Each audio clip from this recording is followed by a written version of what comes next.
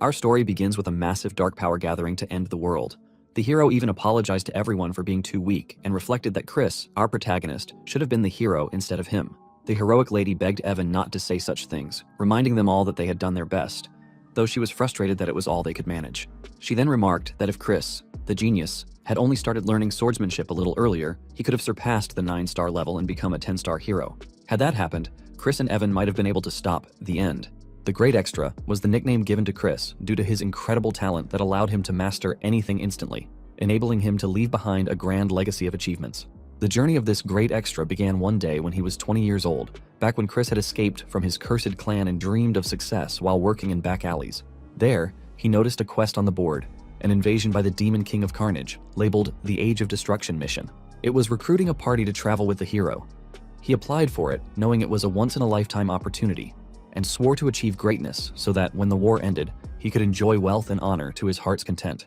Unfortunately for him, they failed in the end. The Dominion of Light ultimately fell into the hands of the Demon King of Carnage. When he heard Hero Evan wishing he could turn back time to be selected as the hero, Chris thought to himself that even if he could go back, he had no intention of doing it all again. One life of suffering was enough, and there was no point in dreaming about it anymore. Not now, with the world on the brink of collapse. The dark magical power was nearly complete, and everyone could see it was about to erupt. Chris realized it was truly the end and, in his final thoughts, wished that in his next life, if such a thing existed, he would be born the son of a wealthy family. He closed his eyes, accepting the fate of all humankind. But then, when he opened his eyes, he realized he had regressed. He was now in the body of a young master of the Magic Empire. Chris found himself in the Dark Magic Clan, one of the 12 clans that supported the Magic Empire. From what he could gather, he had regressed 15 years into the past, returning to 5 years before the start of the Age of Destruction. He believed he had seen it all in his past life, but he never expected to witness demon beasts tending a garden. On top of that, he soon discovered whose body he had regressed into: Christian Van Baron Kazar. He recalled asking a friend if Christian was a fiend from a branch family, and his friend confirmed it. She explained that the house of Count Kazar was a branch of the Baron County, or the Dark Magic Clan. He asked if it was a relatively weaker clan, but she replied no. While it was a branch family, it held good standing within the Dark Magic Clan, and not to mention how wealthy they were. She doubted there was a single fiend in the Magic Empire who didn't know of them. His friend added that she had heard they had 2 potential successors, but of the elder son, Christian was known as a true bastard, a constant troublemaker. Count Kazar had eventually given up on him. However, it was all old news. Chris asked why it was considered old news, and whether Christian had straightened out. His friend replied that Christian had been murdered by his relatives. Chris broke into a cold sweat at the memory. He slammed his hand against the mirror in frustration. All he had wanted was to be born into a regular rich family. But instead, he had regressed into that life. He cried out in dismay. Why here? Why Christian? Why the bastard who was destined to die? He didn't know what he should do and forced his brain to come up with a solution. He then realized that he had awakened in this body, one with a coincidentally similar name to his own, just 3 days ago, and that Christian would die in 2 years. The fact that Christian had been eliminated within the house of Count Kazar, a family that placed great importance on honor, likely meant that Christian was an absolute good-for-nothing. So, he figured that if he simply stayed quiet and well-behaved, he might be able to avoid that fate. He then thought that since he had woken up as a rich kid, he should just take care of himself and enjoy the wealth and honor. But then he slapped his forehead hard, realizing that such a life wasn't going to happen.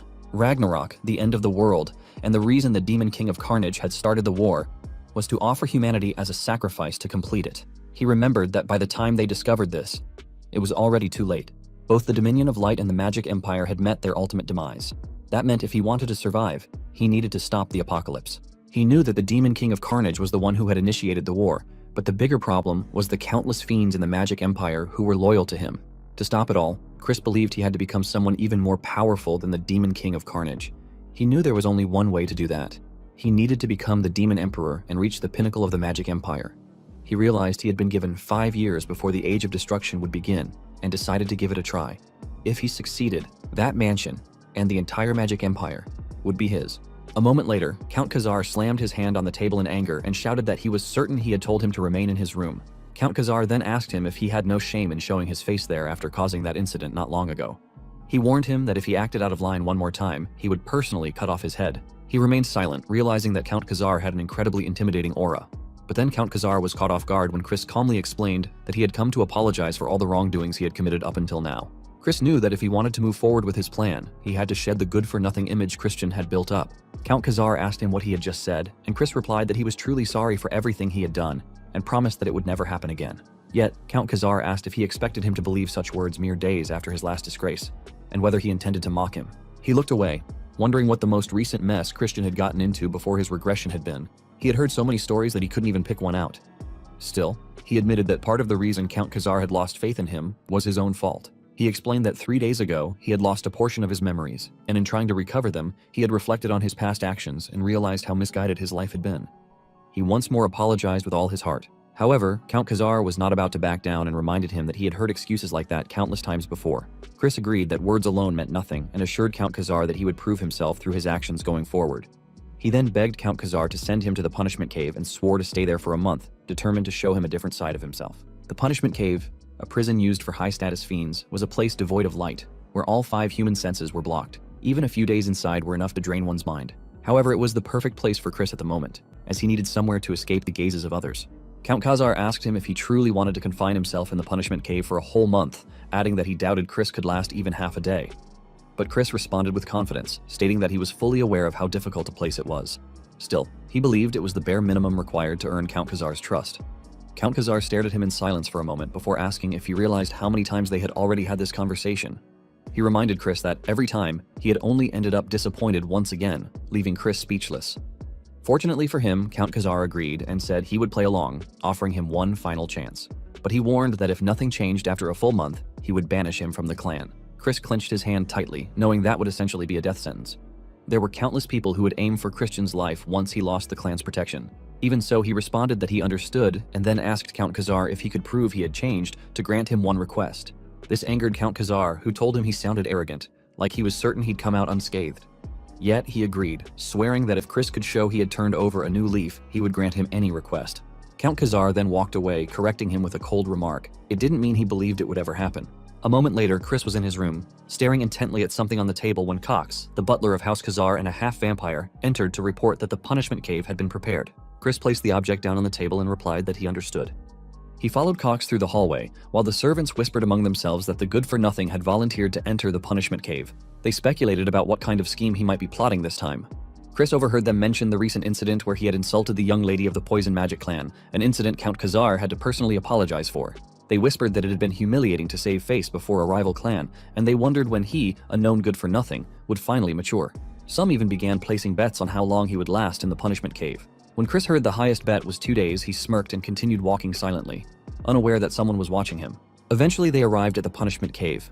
2 massive fiendish guards were stationed at the entrance. Chris looked at them and thought that using Death Knights as guards was quite fitting for the Magic Empire. He began walking toward the cave door, unconcerned with the guards, as long as they could keep others from entering the cave. But suddenly, someone called out, "Big brother!" He turned in confusion and saw a familiar face. Then he realized it was Christian's biological younger brother, the model student, Thurn van Baron Khazar. Thurn then drew his sword and aimed it at him, which shocked Chris, though he remained calm and simply stared into Thurn's eyes. It scared the hell out of him, but he couldn't show it.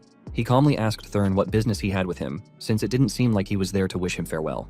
Thurn told him that he was well aware that Chris was a disgrace to the family, and although he didn't know what kind of trouble Chris was planning now, he warned him that if he sullied the family's honor again, he would personally kill him. Thurn then asked if he understood and informed him that this was his final warning, making Chris realize that it must have been Thurn who Christian had died to. He remembered having met Thurn personally during the Age of Destruction, where Thurn was a fiend famous for curse magic. Chris sighed, thinking that Thurn had been cute as a child and had trained diligently. However, now he was just a brat in front of someone like him, someone who had faced the horrors of the Age of Destruction. Chris calmly pushed Thurn's sword aside and told him to move it. Thurn was startled by his reaction and asked what he had just said, but Chris simply replied that he understood the warning and ordered him to be on his way. Thurn insisted he was serious and started to warn him again, but Chris turned away and entered the punishment cave, leaving Thurn stunned and speechless. Thurn then stuttered, raising his voice to ask what was with that attitude.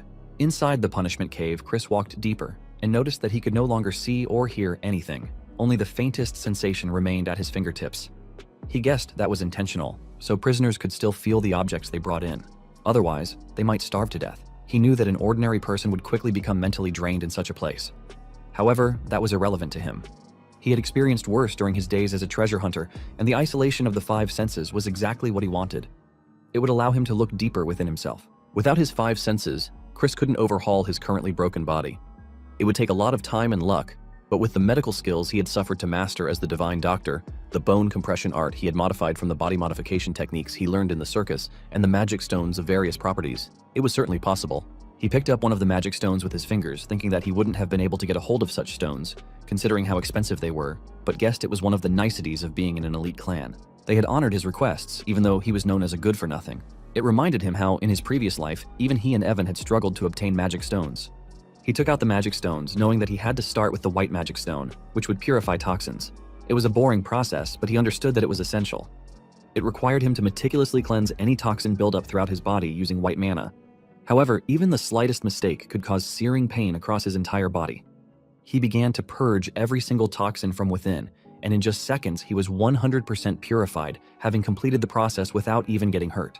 For him, it was a cakewalk. On the other hand, at the same time in the Count's office, Count Khazar asked Cox how Chris was doing.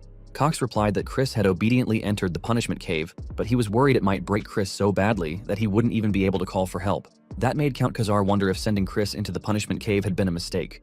Count Khazar recalled that Chris had such a promising future as a child. He didn't know what had caused him to fall apart so suddenly, and wondered whether his gifted nature had made him arrogant. Count Khazar thought that, whatever the reason, he'd rather see Chris completely ruined or even dead than living such a wretched life. But then, he remembered Chris's confident vow to show him through his actions. Count Khazar shook his head and reminded himself not to have any expectations. Chris had deceived them too many times before. He then asked Cox if he had noticed anything unusual when Chris entered the cave. Cox was startled by the question and hesitated to answer, which angered Count Khazar, who ordered him not to hide anything and to report every detail.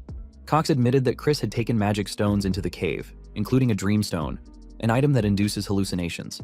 He told Count Khazar that since they didn't know the side effects, they should immediately open the cave and pull Chris out. But Count Khazar firmly clenched his fist and replied no. If that was the case, he said, then they should leave Chris to die.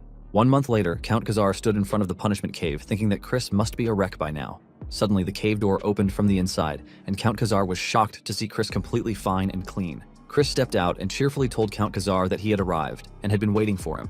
He walked out of the cave and stopped in front of him, asking if he was surprised, and reminded Count Khazar of his promise to return as a changed man. Count Khazar became teary-eyed upon seeing the confidence in Chris's gaze, a look he hadn't seen since Chris was a child. Count Khazar admitted that Chris had successfully endured the punishment. Chris laughed and asked if that was a compliment, but Count Khazar told him not to get on his high horse over something so minor and reminded him that they still didn't trust him. Chris responded with a sigh, saying that just meant he'd have to work harder, and silently thought that Count Khazar was a rigid old man. He figured that Count Khazar believed he had barely endured the cave, but that wasn't the case. Chris had been so busy training that he hadn't had a single moment to feel bored. First, he optimized his body to master swordplay. Thanks to the white mana stone, every cell in his body was bursting with life. Furthermore, the Dreamstone had been a game changer. Cox had tried to stop him from bringing the narcotic mana stone, but in hindsight, Chris was glad he had stayed stubborn. The hallucinations had drastically reduced the time required for metamorphosis. On top of that, Chris created 2 cores, one of them being a 1-star spell, Light. He proudly thought to himself that he was a freaking genius. Needless to say, Chris used his Darkness core to conceal his Light core, knowing that the fiends would cause a massive uproar if they ever discovered it. Things ending there would have been great, but then a magic stone floated near him. When he saw that it was the Dreaming Stone, he smirked and thought to himself that it had been a mistake to give it to him. Someone had likely hoped to get Chris high off it and break him down, but Chris decided to take on that challenge and planned to use it as a stepping stone for his leap forward. He then told Count Khazar that he wished to make a request, since he had kept his promise. Count Khazar ordered him to speak, and Chris requested permission to use the Black Swamp Knight's training ground. However, Count Khazar firmly replied that a good-for-nothing like him had no place there. He reminded Chris that they were one of the 3 orders of knights supporting the Dark Magic clan, and that only the most elite knights were allowed to demonstrate their skills in that space. Chris explained that he wasn't asking to join the order, only to borrow the training ground, because he believed that watching the bravery of the Black Swamp Knights would be a positive influence on him. Count Khazar considered it for a moment and agreed, but warned him not to behave disgracefully before the knights. Chris responded that he understood. As Count Khazar was about to walk away, Chris stopped him, saying there was one more thing he wanted to request. The next day, at the Black Swamp Knights training ground, the knights were gathered when they noticed Chris approaching. They whispered among themselves, asking if that wasn't the foolish young master, and wondering why he was there. Upon hearing them, Chris realized they were blatantly bad-mouthing a Count's son. He guessed it was because they were in the Magic Empire, where strength held more weight than status. There was another reason Chris had wanted to come there. If he could get Deputy Commander Melon's letter of recommendation, Count Khazar would give him the key to the library. That library was the subject of his second request, as it housed all of House Khazar's dark magic grimoires. To learn dark magic, gaining access to that library was essential. Just a day earlier, he had asked Count Khazar why he had placed a condition on the request when Chris was still a member of the clan. Count Khazar reminded him how he had once tried to sell an advanced grimoire on the black market at a cheap price. Chris was left speechless and wondered what kind of life his body had lived before him. He confirmed to himself that Christian truly had been a lowly good-for-nothing. Back in the present, Chris walked through the training ground, fully aware that his top priority was to earn the deputy commander's recognition. But then, shadows appeared in his path. Looking up, he saw a group of knights blocking his way. Among them was Thurn. Thurn told him that it wasn't a place a worm like him could casually walk into. Though frustrated to see Thurn again, Chris smirked as an idea came to him. He figured this might be a good opportunity. Thurn then warned him to go back, approaching him while saying that he was sure Chris didn't want to throw away the life he had so narrowly saved in the punishment cave. Chris sighed and asked Thurn if he could truly stand by those words when it was their father who had permitted him to enter the training grounds. Thurn was shocked upon hearing it and couldn't believe it. Suddenly, someone approached from behind, saying she respected the Count's decision, but that he was not very trustworthy. When Chris turned around, he saw it was Deputy Commander Melon. He also noticed that she was releasing a dark aura, at least 4-star in strength, leading him to guess they intended to scare him off from the start, unaware that he was already used to threats like this. He respectfully greeted Melon, which surprised her. She couldn't believe he had withstood her dark energy. He then told them that since the Deputy Commander was stepping in as well, there was no helping it. He would prove he was qualified to use the training ground. Melon asked how he intended to do that, perhaps by fighting one of the fiends present and winning. She warned him that his joke had gone too far. Yet Chris calmly responded that he wasn't joking and requested that she refrain from using dark energy. As she knew, due to his debauched lifestyle, his dark energy capacity was far from what it might have been, so he would prefer an unarmed duel, if possible. Melon knew that even for a duel, allowing the heir to get hurt would be troublesome. She asked if he really thought he stood a chance in an unarmed fight. He replied that they would have to see, and asked her to choose his opponent. Then, flicking his fingers, he pointed at Thurn and told Melon that Thurn would do. Thurn was enraged and demanded to know how he dared. Melon told Chris it would be better to find a more suitable opponent and asked if he was aware that Thurn was a 2-star level fiend. 2-star. A level no ordinary 13-year-old could reach. Without raw talent, it didn't matter if someone was 13 or 23. They wouldn't even scratch the surface of such power. But Chris wasn't just any ordinary bastard. And he knew it. He shook his head and smiled at everyone, saying that if he had to prove himself anyway, it made more sense to fight someone stronger. He added that he thought fighting Thurn would be best. Then, looking at Thurn teasingly, he asked what he thought, and whether he was scared of his big brother. That enraged Thurn even more, and he accepted the duel. Moments later, the knights surrounded them and shouted for Thurn to take the opportunity to destroy Chris. They said if he sent Chris back in one piece, they'd all be getting special training that day. Chris ignored the hateful remarks thrown his way and asked Melon how the winner would be decided, whether the fight should continue until one side surrendered. Melon thought him insolent for not even knowing his place and mused that it would be nice if Thurn crippled him by taking a leg or two. She then answered that surrendering was too dull. They would fight until one side was incapacitated. Chris feigned surprise and teasingly asked Thurn if he heard the rules and what he planned to do now that everyone expected a serious beating. Thurn, furious, called him an insolent fool and swore to shut him up for good. But Chris suddenly punched Thurn in the face with such speed that it shocked him. Chris then teased, asking what was the matter and casually informed him that the fight had already begun. Thurn glared at him in fury and tried to punch him back, but Chris dodged it. He knew this fight was practically cheating. He hadn't even reached 1 star and didn't stand a chance against someone wielding dark energy. However, in a barehanded duel, Chris had fought on countless battlefields in his past life. Chris knew that. Counting only the power he had gained from the Dominion of Light and what he achieved in the Punishment Cave, he was already at 3-star. The knights were shocked upon witnessing the clash, stammering to one another about what they had just seen. Thurn clutched his stomach in pain and spat out blood. Chris then mockingly asked if he was crying and whether he wanted him to blow on that boo-boo, which enraged Thurn even further. Thurn asked what trick Chris had pulled. For Chris, seeing Thurn in that state was refreshing, but he kept his composure and replied that there was no trick, just asked whether it didn't mean that Thurn was a bit too weak. That remark sent Thurn over the edge. He released his dark energy, agreeing with Chris but seething with anger. Chris ignored the burst and teasingly asked what he had just said. He couldn't hear him because he was too quiet. Thurn then stretched his arm out and launched at him with high speed, shouting that he would kill him. Chris narrowly dodged his strike and teasingly commented on his speed. Thurn then launched a barrage of punches, but Chris dodged them all with ease. Chris blocked one of Thurn's arms and dissipated the dark energy, which stunned Thurn. Before he could react, Chris landed a clean punch to his chin, knocking Thurn out cold. He knew from experience, fighting was all about instinct. Thurn collapsed to the ground unconscious while the knights stood with open mouths, shocked and in disbelief. Chris slowly approached Thurn as the knights whispered among themselves, wondering if Thurn had let his guard down.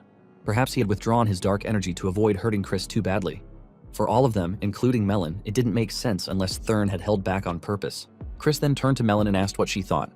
Was it enough to prove he was qualified? She calmly replied yes. He thanked her for acknowledging it. Inside, he was proud and excited that it had worked. Outwardly, he remained calm and composed, thinking to himself that from now on, he would devour everything, swordsmanship and magic alike. Days later, in his room, he released his dark magic power and saw that he had finally reached 1 star in dark magic. He thought to himself that it had taken longer than expected, as he was still not fully accustomed to handling dark energy and there was a lot of residue left behind by Christian. He rang the bell while thinking that he would need to raise his level even further for it to become possible to wield the power of light simultaneously. A ghost maid then appeared. It was Marie, Christian's assigned maid. He couldn't believe they were using a high-level evil spirit, a banshee, as a maid, but he understood it was likely due to Christian's constant troublemaking that they couldn't use anyone else. He silently swore that he would definitely replace her later and ordered her to bring him some juice so he could drink it and head off to train. She asked if she should prepare the juice with human blood, but he ordered her to make it with strawberries.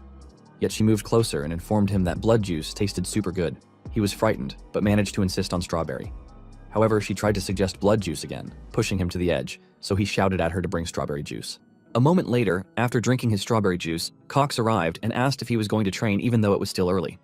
Cox expressed concern that Chris might be pushing himself too hard, but then he corrected himself and said he was actually pleased and proud of Chris's diligence, adding that he believed in him even when everyone else had pointed fingers. Chris, however, glared at Cox in irritation. He released a wave of dark energy and angrily asked him who he thought he was to decide whether to believe in him or not. He told Cox that he never asked for his belief in the first place. Startled, Cox bowed deeply and apologized for overstepping his bounds, then wished Chris a good training session before hurriedly leaving.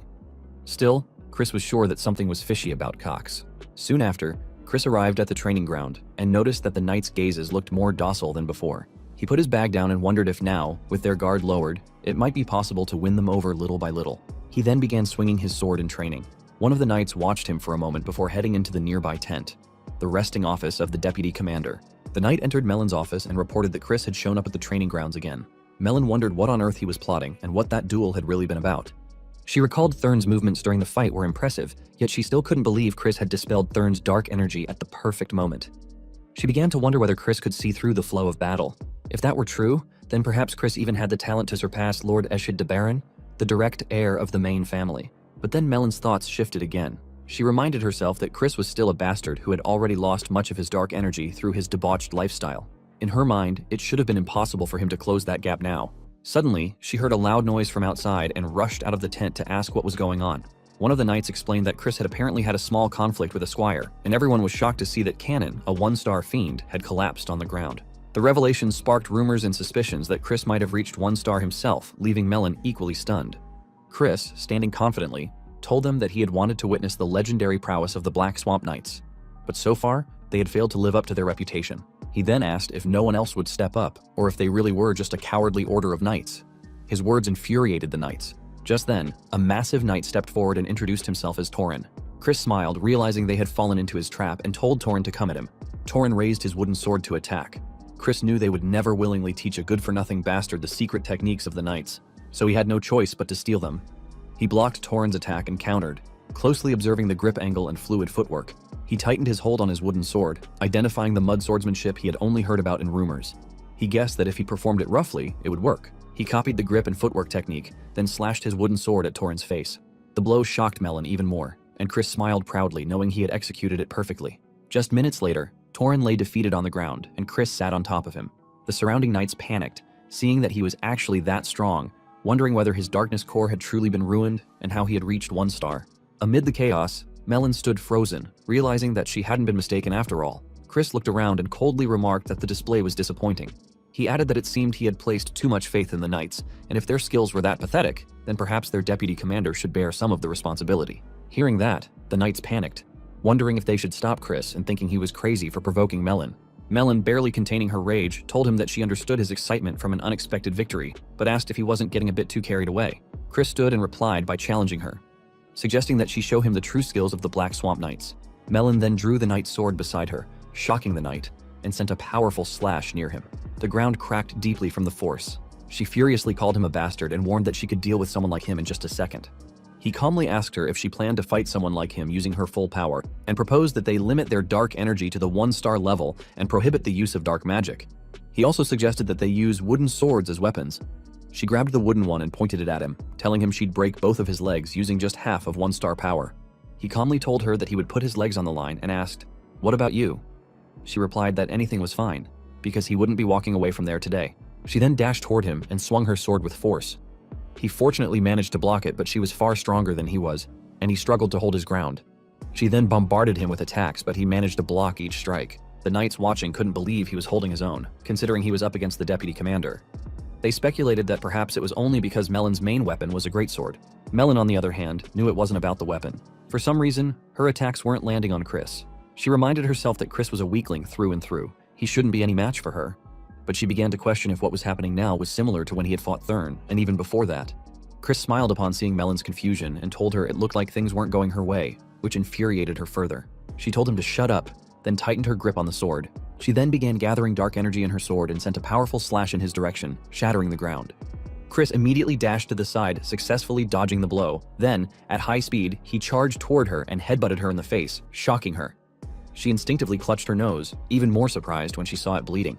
He was pleased that his plan had worked. Melon was a spell sword, and as long as her dark magic was bound, a lapse in defense would leave her unable to recover with physical strength alone, or so Chris had judged. He knew that if Melon were a pure sword-focused fiend, it might not have worked. Melon laughed loudly and admitted she never imagined he'd use a headbutt. She confessed that she had underestimated him too much and vowed to focus from that point on. He pointed at her neck and asked if the fight wasn't already over. She looked down and saw a faint scratch. He explained that he had scratched her with his nail during the headbutt and asked what would have happened if his nail had been laced with poison. Accepting defeat, she told him to name his desire, but in return she asked if she could have the opportunity to fight him again. He replied that if it meant a rematch, she would have to agree to a second request, to which she nodded. He then approached her and whisperingly asked if she would kneel before him. Startled, she whisperingly responded that she understood that it was an impossible condition to meet. Her loyalty lay with the main family of the Dark Magic clan, House Baron. He whispered back that he knew she was only there on an excursion from the main family, but asked her if that wouldn't resolve itself if he were to become the young lord of the clan. Shocked, she asked what he meant by young lord. She called it utter nonsense, reminding him that the 5 young lords whose succession rights had been recognized were all direct descendants of the main family. But he responded that there was no rule stating a branch family member couldn't become a young lord, and in any case, he accepted her dual request. He then asked Melon if they could have their rematch in a month, explaining that he needed time to train as well. He added that next time they would place clear limits on themselves. She told him that, if that were the case, he would have no chance of defeating her. But he simply replied, "Who knows?" and said that few things in this world were truly impossible, leaving her speechless. He then bowed gracefully and told her he would see her in a month. Internally, he swore that on that day, he would make Melon realize where her loyalty should truly lie. Later, he presented Melon's letter of recommendation to Count Khazar and reported that the fiend's fundamentals were lacking, so they would need to place more focus on training. Count Khazar silently examined the letter and recalled Melon's report that Chris was a genius. Despite his low star rank, he had easily defeated others with solid foundations, and even she had been defeated by him. Count Khazar asked Melon to confirm whether she had been defeated as well. She admitted it and told him that it had been a rare fight, one she actually enjoyed. Count Khazar looked at Chris and thought, perhaps this time, he had truly changed. Chris was puzzled by Count Khazar's gaze and asked if there was something on his face. Count Khazar simply replied, "Nothing." He then granted Chris the key to the library, as promised. After receiving it, Chris stepped out of the room and proudly raised the key, congratulating himself. He had not only obtained access to the library, but also managed to change Melon's mind. He knew that Melon was a fiend from the main family of the Dark Magic clan, and that, during the Age of Destruction, she had been active as a 6-star high fiend. If he wanted to take control of the entire Dark Magic clan, he needed to make Melon one of his own. Chris understood that he hadn't completely won Melon over yet, but he was confident 1 month would be enough. His arrogant self firmly believed he was a genius. As he walked away from the office, he thought back to Count Khazar's expression and wondered if it had been a look of fatherly pride. Perhaps fiends had familial attachments too. Maybe Count Khazar would turn out to be a better father than the one Chris had in his previous life. Entering the library, he swore to his new father that he would not disappoint him. He was immediately amazed by the library's contents. There were books on blood magic, summoning studies, curse studies, and more, all topics forbidden in the Dominion of Light. He picked a book from the shelf and began to pull it out. But then Marie appeared behind it and emerged, startling him so badly he stumbled and shouted, asking why she was there. Laughing, she asked, "Why else?" and explained that she had once been the librarian of the place, leaving him even more confused. Marie then shyly covered her chest and asked if he perhaps wanted to monopolize her as his personal servant girl, which disgusted him. He immediately ordered her to shut up, but she didn't stop, telling him that her heart was going to explode from his direct language. This infuriated him even more, and he shouted again for her to shut up, yet she just laughed. Marie then noticed that the grimoire he had chosen contained a 4-star dark magic spell called Binding Seal, and she told him that, as he was, he wouldn't be able to comprehend it. He shut the book arrogantly and told her it was fine, because he was a genius. Marie was left speechless for a few seconds, then acted proud and declared that not only was he a genius, but he was also handsome. That irritated him, and he told her not to force it. She then asked if there was a reason he specifically chose that book. He replied yes, because he needed to catch a rat. The next day, he was at the training grounds doing the morning run alongside the other knights. As he ran, he thought about who the rat might be. The first suspect was Thurn. No one in the house despised him more for being a good-for-nothing. The second was Cox. Even though Cox wasn't a descendant of the clan, he had free access to the punishment cave. Chris also knew that among fiends, power was more important than social status, yet Cox clung to him, constantly flattering him. He guessed it could even be a third party he wasn't yet aware of. Either way, whoever was behind it clearly wanted to see him in ruins, especially after they slipped the Dreamstone into the punishment cave. He stopped running and considered whether he should act like the bastard they wanted him to be. He knew that whoever looked most pleased with him behaving badly was likely the culprit, so he cursed loudly and shouted that it was way too hard, then walked off, telling the knights to enjoy their run. He quit. The other knights were left confused, asking each other what was going on with him. Later, at the dining table, he threw a plate of food onto the floor, prompting Count Khazar to rise furiously and shout his name. Chris simply responded that the servant should have served him proper food to begin with. He then arrogantly yelled at the servants not to just stand there and ordered them to remake his meal. Count Khazar glared at him in anger and said he was a fool to think he had finally matured. Then, disappointed, Count Khazar left the table. Chris felt a little bad but reminded himself it was for the good of their family. He hoped Count Khazar would eventually understand. In the following days, Chris wanted everyone to call him the Devil. He worked hard to spread rumors that he had gone back to being a bastard. He bullied maids during their cleaning, spent money like it meant nothing, and tormented everyone around him. One day, Marie poured juice into his wineglass, which made him furious. He shouted at her, asking why she wouldn't let him drink wine. Laughing, she told him he was drinking wine, just non-alcoholic. That enraged him even more, and he yelled that she had removed the alcohol. Marie calmly explained that he was underage and shouldn't be drinking in the first place. He asked her why that mattered when he was already a good-for-nothing bastard. She then asked if he had really decided to become a bastard again, and sweetly added that, regardless, she would always stay by his side. That disgusted him. He released a dark spell and reminded her that he had already told her. He was hunting a rat. Marie was surprised to see the dark magic and asked if he had already mastered the binding seal spell. He proudly reminded her that he was a genius and that he had modified it to be usable, even at a lower star level. He added that he hadn't just been goofing off, he had been working hard, mastering various spells. But suddenly, Thurn barged into his room, slamming the door open just as Marie was asking him if he was truly a genius. Chris immediately acted drunk, letting out a hiccup as he asked Thurn what was going on and why he was there. Thurn furiously demanded to know if this was really the best he could do, shouting that he thought Chris had changed for the better. Chris smirked, realizing that Thurn's anger was genuine. He could now cross Thurn off his list of suspects. Calmly, he told Thurn that he believed there was a rat in the house. Thurn was confused and asked what he was talking about. Chris explained that someone wanted to see him fall, and he intended to play along with their scheme for a little while. Thurn asked if he was saying everything had been an act, and Chris confirmed it with a nod. He then pointed his wine glass at Thurn's nose and told him even the wine was fake. Thurn sniffed the glass and realized it was juice. He asked who the rat was, but Chris replied that it was hard to say for now. They just had to wait for the bait to be taken. Then, Chris purposely threw the wine glass onto the floor. A servant quickly rushed into the room asking if something was wrong. Chris shouted that the wine wasn't what he asked for and ordered the servant to tell the butler to bring him another bottle. The servant nervously responded that Cox was currently preoccupied. Chris asked if Cox was busy, then said he'd pay him a visit himself, still maintaining his drunken act. Thurn was surprised by how convincing the performance was. Minutes later, Chris arrived at Cox's office and slammed the wine bottle down on the desk in front of him. Cox asked what brought him there, but Chris picked up the bottle again and poured the liquid over Cox's head. Slurring his words, Chris accused him of looking down on him, saying the wine wasn't what he had asked for. Cox immediately stood up and insisted he wasn't looking down on him and would send someone to fetch the proper wine right away. But Chris disagreed and ordered Cox to get it himself. Cox clenched his fists in frustration and told him that he was in the middle of something. Chris responded mockingly, asking if Cox planned to keep working in that state and reminding him that he should change, so he'd better get going. Grinding his teeth, Cox tried to calm himself and agreed. He walked away, unaware that Chris was watching him closely. In truth, Cox was struggling to contain his rage, thinking he should be commended for his patience but unable to suppress the hostility building inside. Once Cox was gone, Chris looked at the papers on the desk. He examined them carefully and smirked. He had a feeling Cox might be the rat. If so, he'd likely be involved in shady dealings related to the finances. But the evidence wasn't enough yet. He needed a real smoking gun. He put the papers back in place just as Cox returned with the wine bottle Chris had requested. Chris thanked him and asked if he was mad at him. Cox immediately replied no, saying he could never be mad at him. Laughing, Chris praised Cox and told him that, though he didn't know if he should say it, Cox was his favorite. Cox bowed and responded that he was very grateful. Then Cox reported that he had a message for him. When Chris asked what it was, Cox said that his friends wished to meet him in secret at the usual place. That left Chris confused. He wasn't sure which friends Cox was referring to. Cox then feigned concern, saying he would rather Chris not associate with them, though it wasn't his place to judge his friends. Seeing Cox's reaction, Chris replied that he would go meet them, and Cox reluctantly agreed, acting as if he had no choice. Chris smiled inwardly, thinking that things were going even better than he expected. The next day, at the secret meeting place, his so-called friends expressed their excitement, saying they had heard rumors that he had changed recently, but they didn't believe it for a second. To them, he had always been the best among them. He looked at the young female servant pouring wine for them and grew irritated, thinking to himself how trashy these men were to make such a young girl serve them drinks.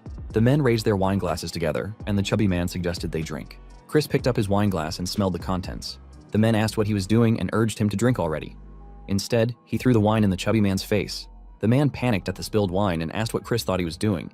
Chris calmly responded that he knew they had tainted the sacred alcohol.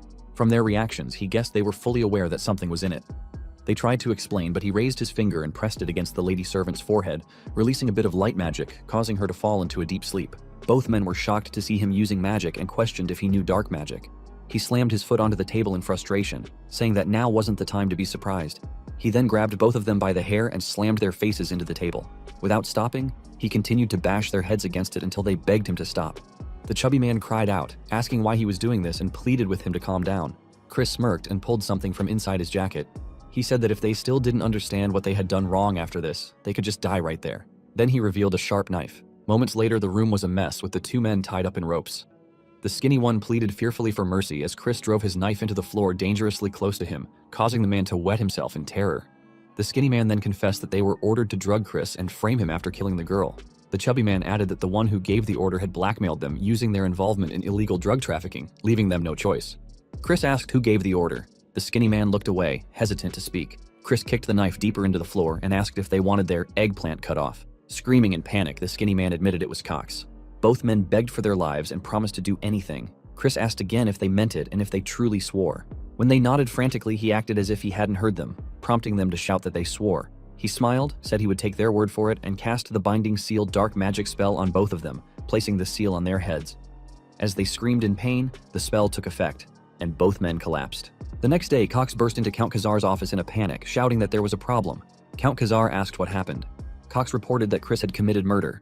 Shocked, Count Khazar stood up abruptly. Cox continued, saying that it appeared Chris had gotten drunk the night before, killed the girl who had been serving drinks, and thrown her body into the river. He added that this was not something that could be covered up easily and asked what they should do. Grinding his teeth, Count Khazar ordered that Chris be brought to the Fiend Court and that he would invoke his immediate trial authority. As he walked away, he failed to notice the subtle, satisfied smile forming on Cox's face. Later, in the Fiend Court, Count Khazar stood on the stage while Chris remained at the defendant's stand. When Count Khazar finished stating the charges, Chris confidently denied everything and declared that he was innocent. This response angered Count Khazar further, and he demanded to know how Chris dared to lie in the presence of witnesses. Chris calmly asked how there could be witnesses when nothing had happened and stated that there must be some misunderstanding, while subtly glancing at his two friends seated nearby. He then called for the lady servant and asked if the so-called dead servant they were referring to was that very girl, which shocked both men. The girl confessed that Chris had taken her home after she regained consciousness and had even given her money to help pay her rent.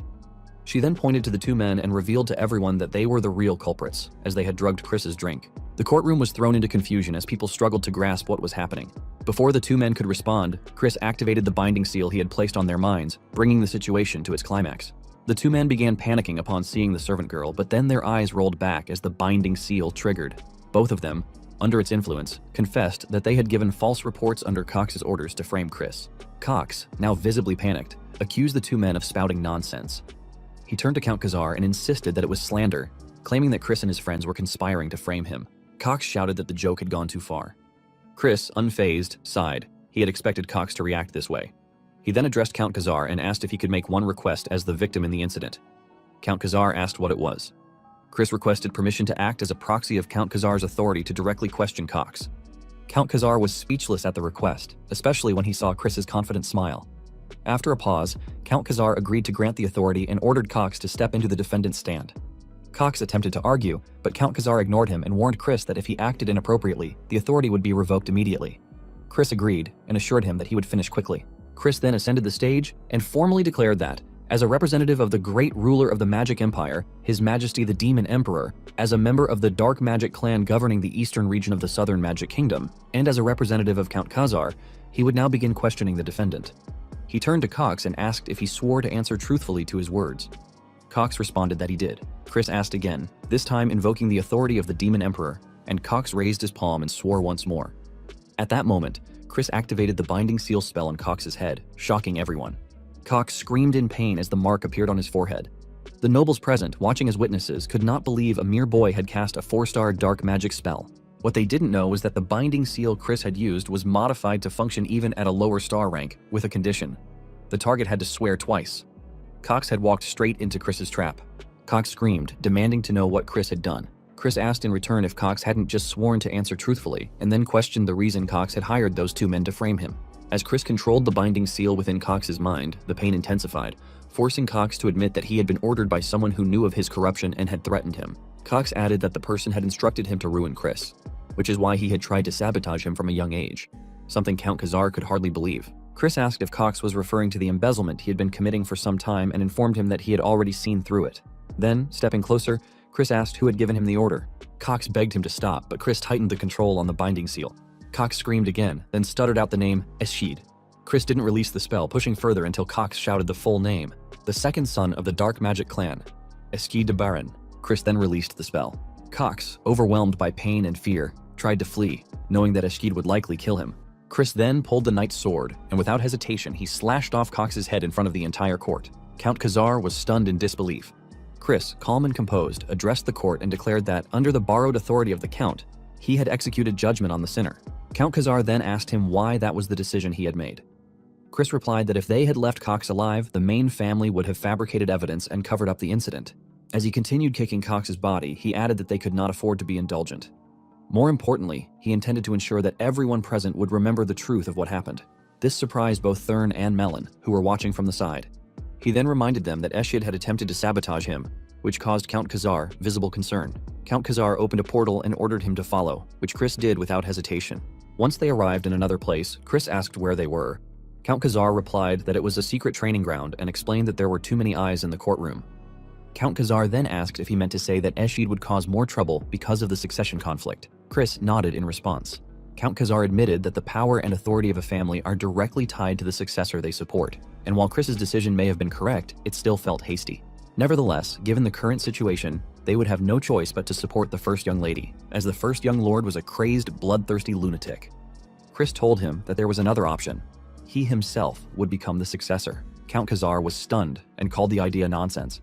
Chris explained that someone from a branch family could be recognized as a successor if they possessed the necessary ability. Count Khazar reminded him that it was merely a rule in name and rarely enforced. Chris responded that he didn't know about the politics, but asked why Count Khazar thought Eschid had tried to sabotage him. Count Khazar replied that Chris might have been more talented than Eschid in childhood, but now he was far behind. Chris confidently said he would catch up quickly, and to do that, he needed Count Khazar's help. He asked Count Khazar to use his authority to recommend him for participation in the Sacred Dark Rite 2 months from now.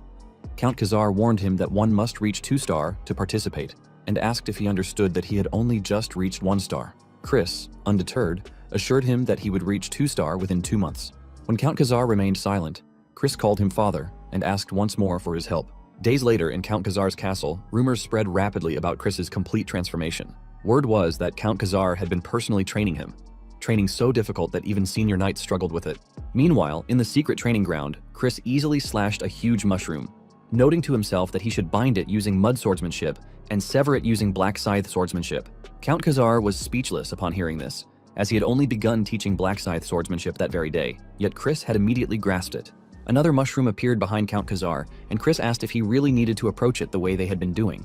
He questioned whether keeping the techniques so separate was truly efficient, which left Count Khazar momentarily confused. Chris then dashed toward the mushroom, saying he felt there must be a more effective method.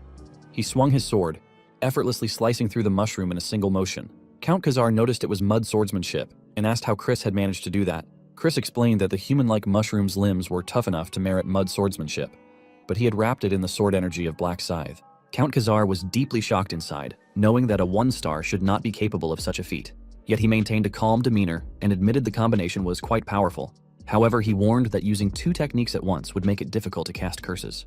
Chris replied that it was super easy. He then demonstrated a combined technique using both mud swordsmanship and black scythe swordsmanship, while simultaneously unleashing curse magic. He remarked that it was barely an inconvenience.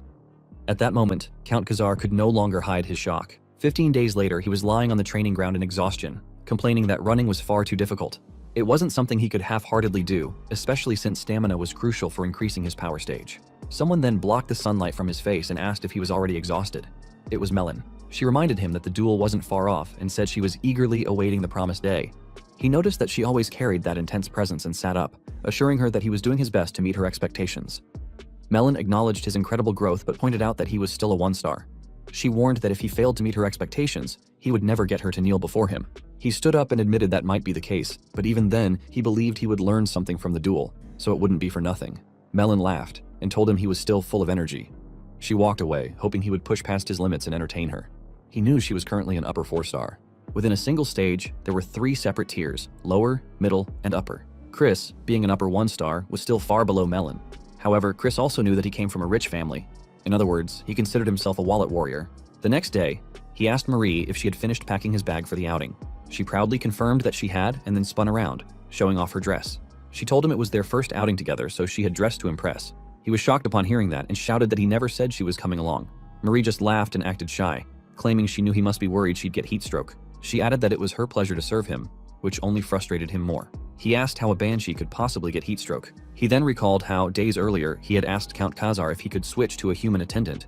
Count Khazar replied that he couldn't, because a master-servant contract had already been established with Marie. He explained that a high-ranking banshee couldn't be managed without such a contract. Panicking, Chris had asked if there was any way to void it. Count Khazar sighed and replied that he believed it would require sharing a deep kiss with Marie, and reminded him that he had been quite drunk the day the contract was made. Chris had scratched his head in frustration, thinking Count Khazar was so unhelpful, and blamed Christian, as usual, for being a good-for-nothing. Back in the present, he told Marie that she couldn't come because he was heading to a place crowded with people. Marie looked disappointed and said she had been looking forward to the excursion. He tried to explain that her spiritual energy might harm others, but she began tearing up and told him she had been confined to the mansion for decades. Seeing her tears, he was dumbfounded. In the end, he forcefully agreed to let her come, but ordered her not to show herself around others. She released hearts into the air, thanked him excitedly, and praised him for being the best. He simply turned away and told her to follow him. As they walked through the castle, Marie asked where they were going. He replied that they were heading to a place where he could make a profit. Marie lifted her skirt to reveal a handful of coins and told him that he already had plenty of money. He panicked and shouted that it wasn't a lot, then ordered her to put the gold back. Marie, confused, asked if it was gold or land ownership. He replied that she had it wrong. When she asked what it actually was, he explained that it was for something he used to use before. He then opened the carriage door, only to be startled when he saw Thurn already inside, telling him that he was late. Chris asked what Thurn was doing there. Thurn replied that he was there to watch over him in case he started acting like a bastard again. Chris assured him that wouldn't happen and said he was simply on his way to go gambling, which shocked Thurn. He explained that they were fiends, and being close to alcohol and gambling was practically expected. He added that gambling was even recommended by the Demon Emperor, and there was a reason it was legal. Despite this, Thurn insisted he would follow him, which confused Chris.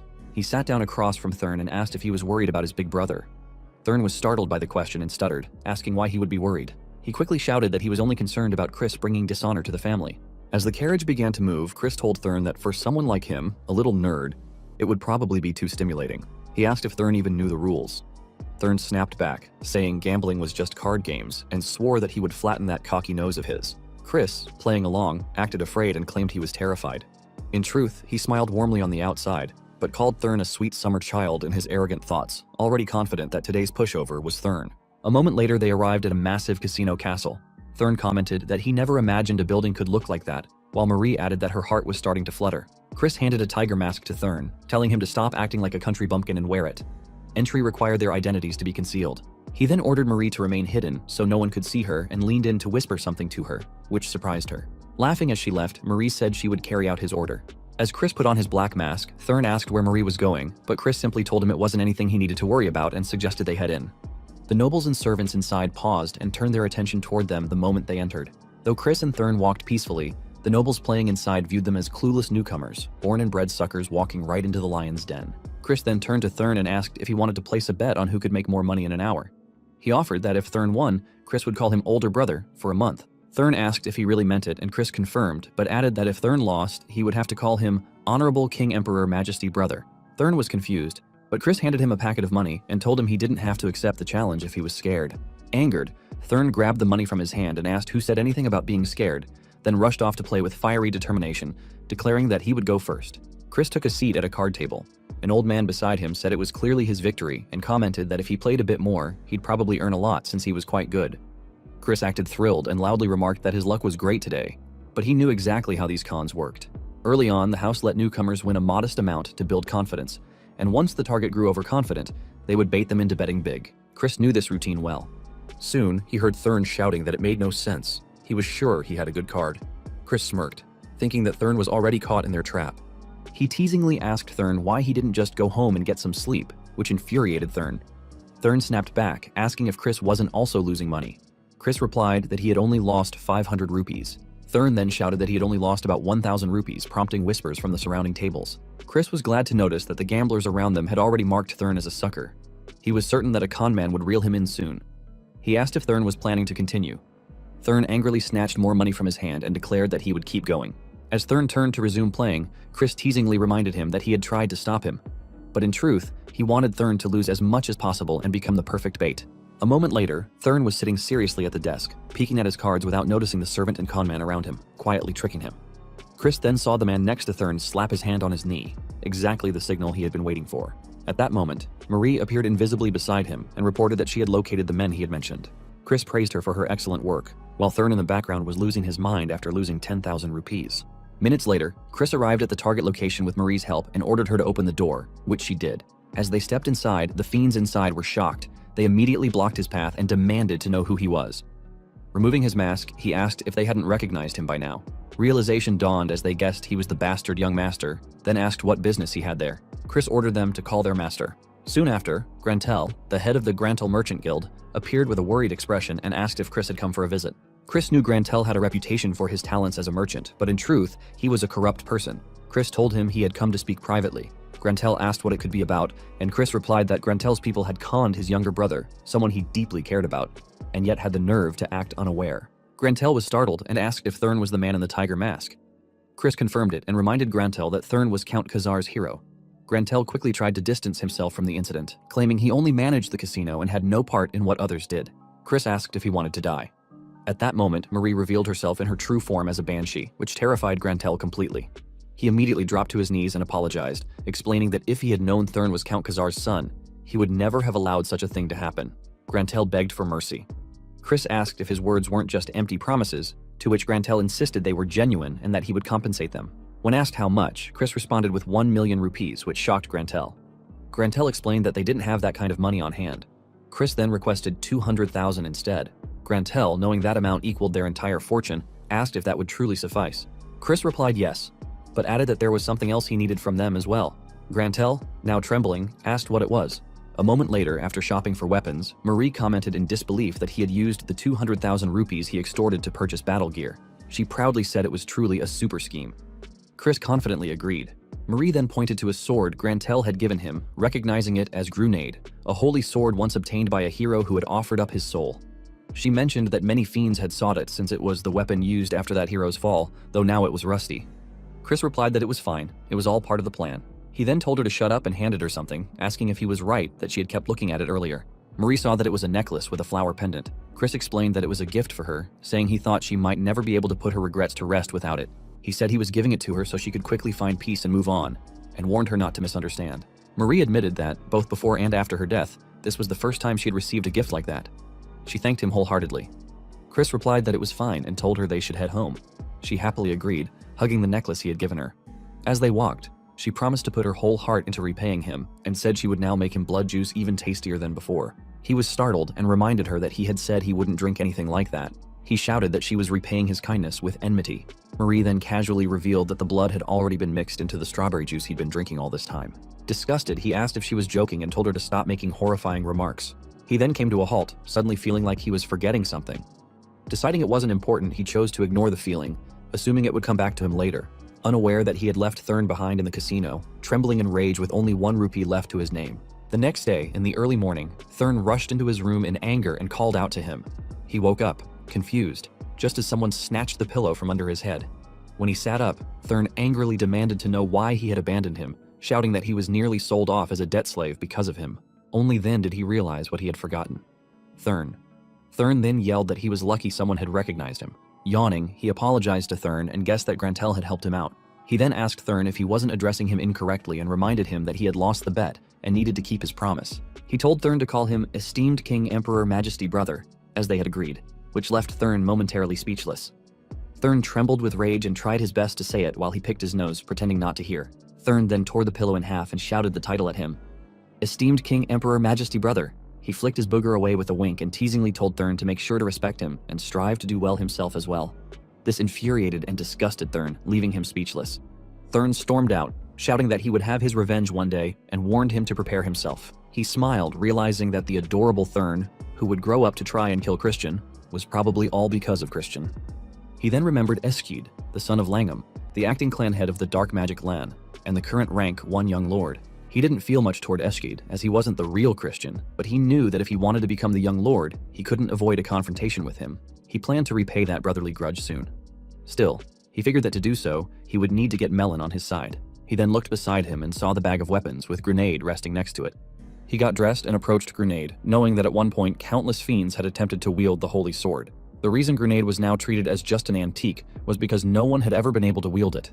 He decided to see how it would react to him. He picked it up by the chain wrapped around it, but it released a surge of electricity, electrocuting his hand and forcing him to drop it. Surprised, he realized it was rejecting dark energy and figured it was to be expected, as it was an artifact made to channel the holy power of light. However, he believed that in the end, it was still just a weapon, and if he could analyze the mechanism that caused it to reject dark energy, he would be able to use it. He pulled a hammer from the bag and began striking Grenade. It emitted more electricity and tried to resist him, but he ignored the pain and struck it again, only for the hammer to shatter into pieces. Teasingly, he asked if it hurt, then pulled out 2 more hammers of different kinds. He told the sword to just submit already because he was planning to hit it all night, causing Grenade to tremble in fear at his determination. A few days later, in the secret training grounds, Count Khazar stood with Thurn and a lady. He asked him if his preparations were complete. He replied yes, then asked who the lady with them was. As he looked closer, he guessed that he had seen her somewhere before. When the lady turned to face him, he immediately recognized her and respectfully greeted the Knight Commander of the Black Shadow Knights, Marion. The commander greeted him in return, remarking that it had been a while. Marion was the daughter of the Elder Clan head, the master of the Dark Magic Clan, and the older sister of both Count Khazar and Viscount Langham. As protector of the Elder Clan head, she was in charge of secret missions and internal surveillance, an elite among elites of the Dark Magic Clan. This made him wonder why such a significant figure had appeared there. Count Khazar then explained that Marion had come for matters concerning Cox and that her visit was unofficial. Marion laughed and said that Eshid had committed quite the cheeky act. He began to wonder if Marion was planning to protect Eshid, which would be problematic. He told Marion that it seemed the Elder Clan head had a lot of free time if he was tending to such trivial matters. She responded that it was brazen to assume so. The clan head had no interest in the squabbles of children. Rather, he seemed to be interested in him, which surprised him. Still, he considered that this might be a chance to gain the clan head's favor. But then Marion questioned whether it was bravery or idiocy, reminding him that he hadn't even reached 2-star rank and was already challenging Melon. She asked him to call off the duel. He tightly gripped Grenade and thanked Marion for her concern, but said he had his own plans, all while unwrapping the sword's chains. Marion was shocked and asked if that sword truly was Grenade. She told him he had officially gone insane. She'd always known he was a troublemaker, but not to that extent. She then turned to Count Khazar, calling him by his first name, Radon, and asked if he still stood by his claim that Christian had changed for the better. Radon confirmed it, but Marion challenged his belief, pointing out that this was the same Christian who now intended to use a holy sword in a duel. He asked Marion whether he wasn't allowed to use a holy sword and stated that all that mattered was victory, no matter what method or trick was needed. Marion informed him that even the Elder Clan head had failed to tame Grenade and warned him that the sword's holy power would burn him to ashes. He simply asked if that was so and removed the sword's cover. Marion shouted that it was dangerous, but he successfully wielded the sword in front of them, leaving her speechless. Marion then asked if it was a replica. He tossed Grenade toward her and asked if she wanted to check it herself. She caught the sword, but it immediately released a surge of electricity upon sensing her dark energy. She quickly dropped it to the ground and demanded to know how he was doing it. He picked up Grenade, now completely unreactive in his hands, and told her it was a trade secret he couldn't share. He slung Grenade over his shoulder and told Marion she could at least be certain of one thing. The only reason he could wield the sword that even the Elder Clan head had failed to tame was because he was a genius. Marion was surprised, but the words moved his father. Suddenly, a loud laugh echoed through the training grounds. A voice said it was always so entertaining, drawing everyone's attention. They turned to see Melon stepping through the portal. Melon couldn't believe he had tamed a holy sword, but she then dismissed it and asked why it mattered. With a menacing grin, she declared that today would be his last day in that world. Melon then dashed forward and swung her sword toward him. Fortunately, he blocked it with Grenade. As he expected, Melon's power and speed were now incomparable to before. Without any restrictions, she was overwhelming. She dashed at him again, and he realized he wouldn't be able to close that gap at all. He blocked Melon's sword again, and Grenade released a burst of light magic to deflect the dark magic infused in her blade. Something both Redan and Marion took note of. Marion turned to Redan and asked if she was right in thinking that, at that level, Chris had already surpassed him when he was younger. But Redan replied that this wasn't the end of it. As they watched Chris struggling to block Melon's relentless attacks, Redan asked Marion if she could see how Chris was moving in order to wield the holy sword. They observed the light emanating from Grenade weaken every time his dark magic flared. Still, Melon was clearly struggling to block his strikes, which now contained both light and dark energy. Redan remarked that the power was incredible, but Chris's dark energy seemed unstable. Marion disagreed, explaining that Chris was deliberately controlling his dark energy at every single moment to prevent the holy sword from rejecting him. Meanwhile, he managed to push Melon away and asked her how it was, and whether the battle was to her liking. She ignored the question and admitted she'd been having a thought for a while. She asked if he had been predicting her movements. He calmly replied that he happened to be quite observant. He explained that every sword technique had a preceding motion.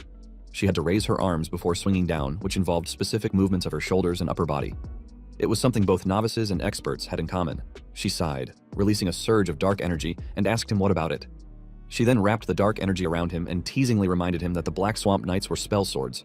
Unfortunately for her, a holy magic burst erupted from within him and cleansed the dark energy surrounding him. He sighed in relief, knowing that could have been a serious problem. Confused, she asked if it was a cleansing artifact, but he ignored her question and sweetly thanked Redan, saying he only survived thanks to him, even though Redan had no idea he'd taken it, knowing it should have been secured in the secret vault. He casually admitted that he was prone to theft sometimes, leaving both Thurn and Redan in disbelief that he was proud of such behavior. He then pulled something from inside his coat, explaining that in real battles, having good equipment was a skill in itself. He threw the object above Melon, which shocked her. It exploded, releasing a blast of dark energy.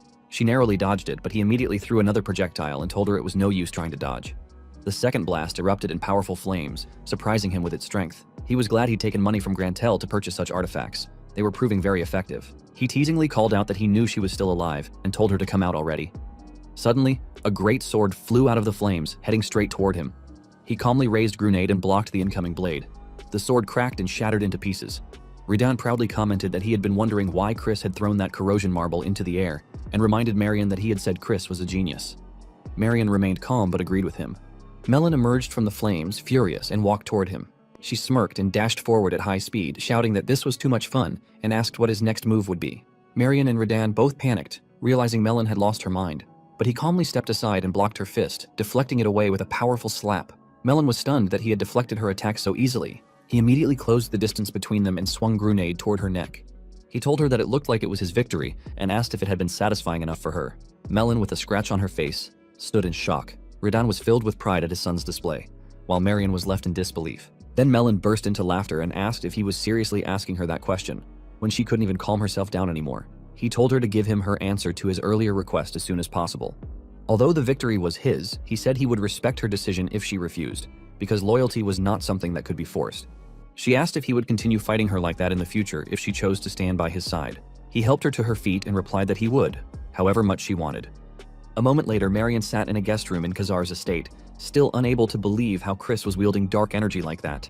She remembered the elder clan head's refusal to tame Grenade and asked him if it had been impossible for him as well. The elder clan head replied that while he could wield it momentarily, as she knew, the waves of dark energy were always shifting. To wield Grenade, one would need to constantly adapt those waves into something the sword could not detect, and asked who could possibly do that in real combat. He then speculated that perhaps only a demon of Gehenna or the demonic dragon could manage it. Or, if not them, then maybe a crazy bastard who could control dark energy as naturally as breathing. Marion then remembered Chris proudly asking how he had done, and if it had been enough to earn her praise. She smiled as she recalled his confident grin and wondered, maybe her father's long-held wish could finally be fulfilled. The next day, in Khazar Castle's kitchen, he spotted a chief orc carefully cutting something, but it turned out to be just a small strawberry. The orc then gently placed the strawberry on top of a freshly made cake. He was visibly disgusted, unable to believe that the orc had been the one making strawberry cakes. Marie laughed and told him that, despite the chief's appearance, his skills were top-notch. The chief then asked what brought him to the kitchen. He replied that he was there to bake some cookies. Marie asked why he was making cookies, and he explained that he wanted to give them to someone. Her eyes teared up as she stepped closer, asking if it was a woman other than her. He shouted that it wasn't what she thought, though technically it was for a woman. Marie, still sulking, helped him put on an apron while he rolled up his sleeves. The chief offered to bake the cookies for him, but he declined, saying that making heartfelt snacks with his own hands was what truly mattered. He He proudly told them that he might not look it, but cookies were his specialty. Just then, a red liquid splashed across his face. Turning in horror, he saw two other chief orcs smashing strawberries, so violently it looked like a bloodbath. Screaming, he asked if they were sure they hadn't added actual blood to the strawberry juice. Marie only laughed in response. A moment later, he rushed to Marion, who was preparing to leave. She asked him what the matter was, and he told her he had heard she was leaving and had come to say goodbye. She smiled and said she appreciated it, adding that he must be tired from yesterday's duel. He replied that he wasn't, then handed her a small box. Opening it, she found cookies inside. Clearing her throat, she shyly told him that he really didn't have to prepare a gift. He responded that he was simply happy to see her again and couldn't help but make something. Radon then recalled Chris asking him if there were any particular foods Marion liked, and realized that must have been the reason Chris had been searching for him the day before. He thought to himself that Chris really did know how to win someone over. Chris urged Marion to try one, proudly claiming he had baked them himself. She asked if that was really true, and he confirmed it. She took a cookie and tasted it, quickly realizing it was delicious, but she composed herself and calmly told him it was very tasty. He replied that he was glad she liked them. Marion then told him she ought to give him something in return for such a fine gift, and asked if there was anything he wished for. Smiling, he told her that he wished for her to become his true aunt from now on. She was startled and said that since they were already related by blood, there had to be a deeper meaning behind his words. She asked if it was true that he was participating in the sacred dark rite, as Radon had mentioned. He nodded in response. She concluded that he must be hoping to gain her support in the upcoming succession conflict. However, she explained that adults from the main family were required to remain impartial toward the candidates. That was the rule. He clarified that he was simply making a sincere request. He just wanted to become closer to her. She called it absurd and asked if he truly had no ulterior motive. He assured her he didn't, and that if she were to secretly offer her support out of affection, he would reject it. He then gave her a long stare with puppy eyes. Laughing, she told him she didn't dislike his honesty. Since her nephew had baked such delicious cookies and gifted them to her, she couldn't help but cherish him. He thanked her warmly. Marion then asked if she could have more tasty cookies next time. He replied that it would depend on her. Curious, she asked what he meant. He told her that if she made him sad, he might sulk and be unable to recreate the taste. He then gave her 2 finger hearts and asked if she understood. She sighed and, turning serious, asked what he thought about joining the Black Shadow Knights. He was about to reply when she interrupted, stating that he had been exceptional in the duel against Melon, and might even be a greater prodigy than the Elder Clan had. However, his rivals would not be easy opponents, and she worried that he might wither away before his talent had the chance to bloom. He responded confidently that if he failed to climb the mountains in his way, he wouldn't mind dying. He appreciated her concern, but didn't believe he would lose. She found his confidence unreasonable, but for some reason she smiled, thinking that if it was Chris, maybe it was possible. She agreed, and said she wouldn't stop him from walking a bloody path, because he was a fiend after all, but she asked to offer one piece of advice. Leaping onto her horse, cookie box in hand, she warned him to be wary of the first young lady. Radon asked why they should be wary of Julianne and not Ashid. Wasn't Julianne the most gentle of the 5 young lords? Marion simply replied that they would come to understand soon enough. Chris thanked her for the advice and promised to keep it in mind. She turned her horse and told him she would see him next time. A moment later, he lay back in bed, lost in thought. Both his father and aunt had reached the 6-star level, yet he hadn't heard much about their roles in the Great War. It made him wonder just how many powerful combatants existed in the Magic Empire. He guessed there were likely enough to overwhelm the Dominion of Light, at the very least. Still, he didn't want his past to repeat itself, and reminded himself that he needed to grow stronger, faster. A month later, he entered Redon's office and asked if he had called for him.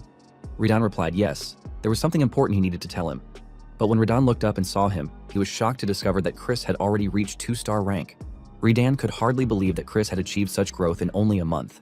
But Chris simply shrugged and reminded him that he had promised, so he shouldn't be surprised. He then asked what Redon wanted to talk about, especially at such an hour, and Redon replied that he had received word from the main family. Redon explained that he had submitted both Chris and Thurn as candidates for the Sacred Dark Rite, but only Thurn had been approved. The reason, he said, was Chris's frivolous spending, lecherous womanizing, drunken destruction of property, and even thievery, all of which, unfortunately, were true. Chris felt each word like a blow and fell to the ground, dramatically overwhelmed by the truth of his own actions. Redon, however, was furious. He shouted, demanding to know how they dared to look down on his son. He then asked Redon if Viscount Langham had been the one behind the decision, but Redon shook his head. Langham, he explained, had little to say after Ashid's recent misconduct. The real issue, he added, was Loin de Barin, something Chris had expected. Loin was a direct descendant of the main family and the frontrunner in the upcoming Sacred Dark Rite. The rite itself was a ritual where candidates absorbed pure darkness from the negative dimension. Since the amount of darkness was limited, the candidates were forced into a quasi-deathmatch to establish a hierarchy. Those who ranked higher would absorb more darkness, gaining a critical advantage in the selection of the next young lord, the successor of the clan. Chris knew that if Loin dominated the ritual and monopolized the darkness, his dream of becoming the 6th young lord would become much harder to achieve. Radon reassured him not to worry, promising to speak to the main family again, and, if necessary, to request Marion's help. But Chris declined, saying it wasn't necessary, and that he would figure things out on his own. Radon placed a hand on his son's shoulder, telling him that he recognized his talent and that he had indeed changed, but that this was a matter the adults could handle. Chris smiled softly at his father's words and replied that he appreciated the sentiment, but he had his own methods. Seeing that smile, Radon became suspicious. He was sure Chris was already plotting something. All he could do was ask if Chris already had an idea. Chris asked Radon if any children from Count Tiramin's household would be participating among the branch families. Radon confirmed that Tiramin's 3rd son would be there. Immediately angered, Radon shouted that Count Tiramin was a scoundrel who sided with Loan and had no right to participate in the sacred dark rite. He ranted that Tiramin was merely a trickster who only knew how to control demon beasts. Chris, surprised by Radon's uncharacteristic outburst, realized just how doting his father could be. He calmly told Radon to settle down and explained that he simply needed to prove himself. He already knew the Tiramin family would be hosting a black pill hunt soon, and planned to participate as a herder. Meanwhile, in the clan head's castle, Marion reported to the clan head that she had personally checked on Christian, as ordered. The clan head asked how the boy was, and she replied that Chris was now incomparable to others. Still, the clan head found it hard to believe. The child he remembered had been a brat who thought himself a genius, when in reality, he was nothing but a false prodigy. Marion assured him that Chris was clearly different now.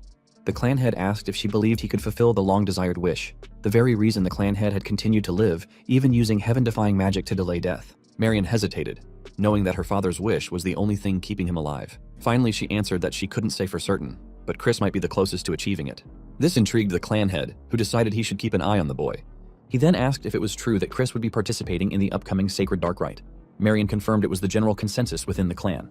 When she asked if he would intervene, the clan head shook his head and said he couldn't act over such a trivial matter. How could one call themselves a fierce beast, he asked, if they can't even overcome such a small trial? Startled by his words, Marion reminded him that while Chris might be a fierce beast, he was still a child. She believed Chris should at least be given the opportunity to receive darkness and awaken his potential. But the clan head simply glared at her, silencing her immediately. She looked away, unable to speak further. Marion knew that the clan head had always been that kind of man, harsher to those in whom he held high expectations. The clan head then told her that since she was willing to go so far, she must have truly taken a liking to Chris. He then summoned a blood drinker fiend, and a man appeared instantly before him, Simon, the head butler of the Dark Magic clan. Simon bowed and asked if the clan head had called for him. The clan head responded by asking if Simon had heard what was said, to which Simon replied yes, but asked if he was merely to observe that little bastard Christian. The clan head confirmed and ordered Simon to report everything Chris did leading up to the Sacred Dark Rite. Simon nodded and said he understood and would carry out the command. Then, Simon asked if he could pull a small prank during his monitoring, which startled Marion. The clan head gave him a sharp glare, but ultimately agreed, warning him not to go overboard. Simon grinned with excitement and immediately departed on his mission. Marion closed her eyes and silently hoped that Chris would make it through safely. Meanwhile, during the journey, Chris sat inside the carriage, deep in thought. He knew he had managed to reach 2-star rank quickly, thanks to his talent. However, despite all his training, his stamina and dark energy reserves were still insufficient. As he was now, reaching 3-star was impossible. He realized he needed a black pill to rapidly accumulate dark energy in a short period of time. He wondered if the black pill hunt, hosted by the Tiramin family, was truly coincidental or simply a scheme to provoke him. Either way, he considered it a stroke of luck. The problem, however, was that capturing the demon beast Karajov didn't automatically earn a black pill. He would need to meet special conditions. The carriage came to a stop. Outside, Grantel greeted them with a worried expression and asked what brought Chris there. Chris casually asked how Grantel had been, and whether he had come empty-handed. Grantel was startled by the question but quickly replied that he hadn't. He produced a money bag and insisted that he would never greet him without a gift. Chris, unimpressed, slapped the bag away, letting it slam to the ground. Grantel stared at him, confused and surprised. Chris then asked him why he would bring such a pathetic gift and told him that he clearly didn't understand his place. Fuming, Chris accused Grantel of engaging in illegal activities and asked whether evading casino taxes was proving profitable. He also demanded to know how the items Grantel had swindled from the Merchant Guild were doing and if he was still kidnapping people. Surrounded and defeated, Grantel shouted in desperation, asking what Chris wanted from him. Chris told him that he would let it slide this time, but warned him to cease all activities that crossed the line. Grantel nodded in agreement. Chris then told Grantel there was something he needed, an ash pill. Grantel trembled, knowing that ash pills had recently surged in price on the black market. Chris patted him on the head and said he understood the situation. He then turned to Marie behind him and asked if she was ready. Laughing, Marie transformed into her devil form, revealing 2 sharp knives, and declared that her torture skills were super. Grantel screamed in fear, immediately dropped to his knees, and shouted that he would procure the ash pill right away. Chris smiled and asked if things weren't so much easier when Grantel cooperated. He then winked and added that while Grantel was at it, he should also get him a dagger sharp enough to cut through armor, leaving Grantel utterly confused. Stepping back into the carriage, Chris bid farewell to Grantel. As they rode away, Grantel slammed his forehead into the ground and cursed him loudly. Marie asked if they were heading home now, but Chris replied no. He had one more place to visit. Soon, they stopped in front of a potion shop. Chris instructed the coachman to halt and then entered the store with Marie. He looked around, scanned the shelves, and pointed to one in particular. The shopkeeper retrieved the item and placed it on the table. Marie peered at the potion and asked what it was for. Chris calmly replied that he had a use for it. Still confused, she asked what possible use he could have for an aphrodisiac, a potion known to increase sexual desire. Marie stared at him suspiciously, causing him to sweat nervously. She then teasingly asked if he was already tempted, and he immediately denied it. Still, she assured him that it was okay. She understood him. This irritated him, prompting him to shout that it wasn't what she thought and that the potion wasn't for him. It was for someone else. She narrowed her eyes and seriously asked if it could be for Radon. He nodded and explained that, considering his father's age, he needed to make sure to take care of him. The shop owner was visibly startled. Chris then turned to him and shouted that, for the Count's honor, he absolutely must keep it a secret. The owner nervously replied that he would be very careful. The next day, Thurn and Radon came out to see him off. Thurn called him brother, but he immediately reminded Thurn of his proper title. Trembling, Thurn corrected himself and called him Honorable King Emperor Majesty Brother, then calmed down and said he had heard the black pill hunt was dangerous and told him to be careful not to get hurt. Teasingly, Chris asked if Thurn was worrying about him. Thurn, flustered, explained that he was just concerned that they wouldn't have a proper duel. Radon interrupted them, telling them to stop their siblings squabbling and instructed Chris to make sure to flatten those arrogant Tyraman bastards' noses. Chris confidently responded that he would and promised to return with refreshing news. Radon then turned to Thurn and asked what the King Emperor title meant, startling Thurn, who quickly replied that Radon didn't need to know. Later at the house of Count Tyraman, the butler once again informed them that they were not allowed entry into the Count's mansion. His servants, furious, demanded to know how the butler dared to say such a thing after making them wait all this time and whether he even knew who they were accompanying. The butler, unfazed, explained that it was Alois's order and stated plainly that Alois had no favor to repay to a good-for-nothing bastard. Chris glared at the butler and asked if he really dared to imply that he should find his own accommodations, causing the butler to flinch. Yet the man reluctantly confirmed that, yes, that was the case. One of Chris's servants angrily asked for permission to behead the butler on the spot, but Chris held him back and calmly asked what about the payment for alternative accommodations. The butler stammered and replied that they could send the bill to Count Tyraman. Smirking, Chris agreed to find his own lodging. A short while later, they arrived at a grand mansion with a central fountain and golden exterior details. It was an enormous and luxurious hotel. One of the servants asked how much the place would cost, and another replied that it would be at least 100,000 rupees. Chris simply said that it wasn't often they could spend someone else's money so freely, and told them they had 1 hour to organize their luggage. After that, they would go out to drink. Suddenly, one of the luggage bags moved. He turned toward it after hearing a sound. From inside the bag, he saw a blue glow. Marie suddenly burst out from the luggage, beaming with excitement. She enthusiastically exclaimed that the mansion in front of them was super, and it looked perfect for serving him. Shocked, he demanded to know why she was there. She cheerfully explained that she had hidden inside his luggage because she had promised to be his maid forever. He simply sighed, rendered speechless by her unexpected appearance. Marie laughed, telling him that the way he was acting, shy and flustered, was simply adorable, and that his expression clearly showed how much he missed her. He was about to deny it in disgust when suddenly someone rudely called out to him. It was Alois, the third son of Count Tyraman, who shouted at him, demanding an explanation for the outrageous bill. Chris figured that Alois would start using informal language right away.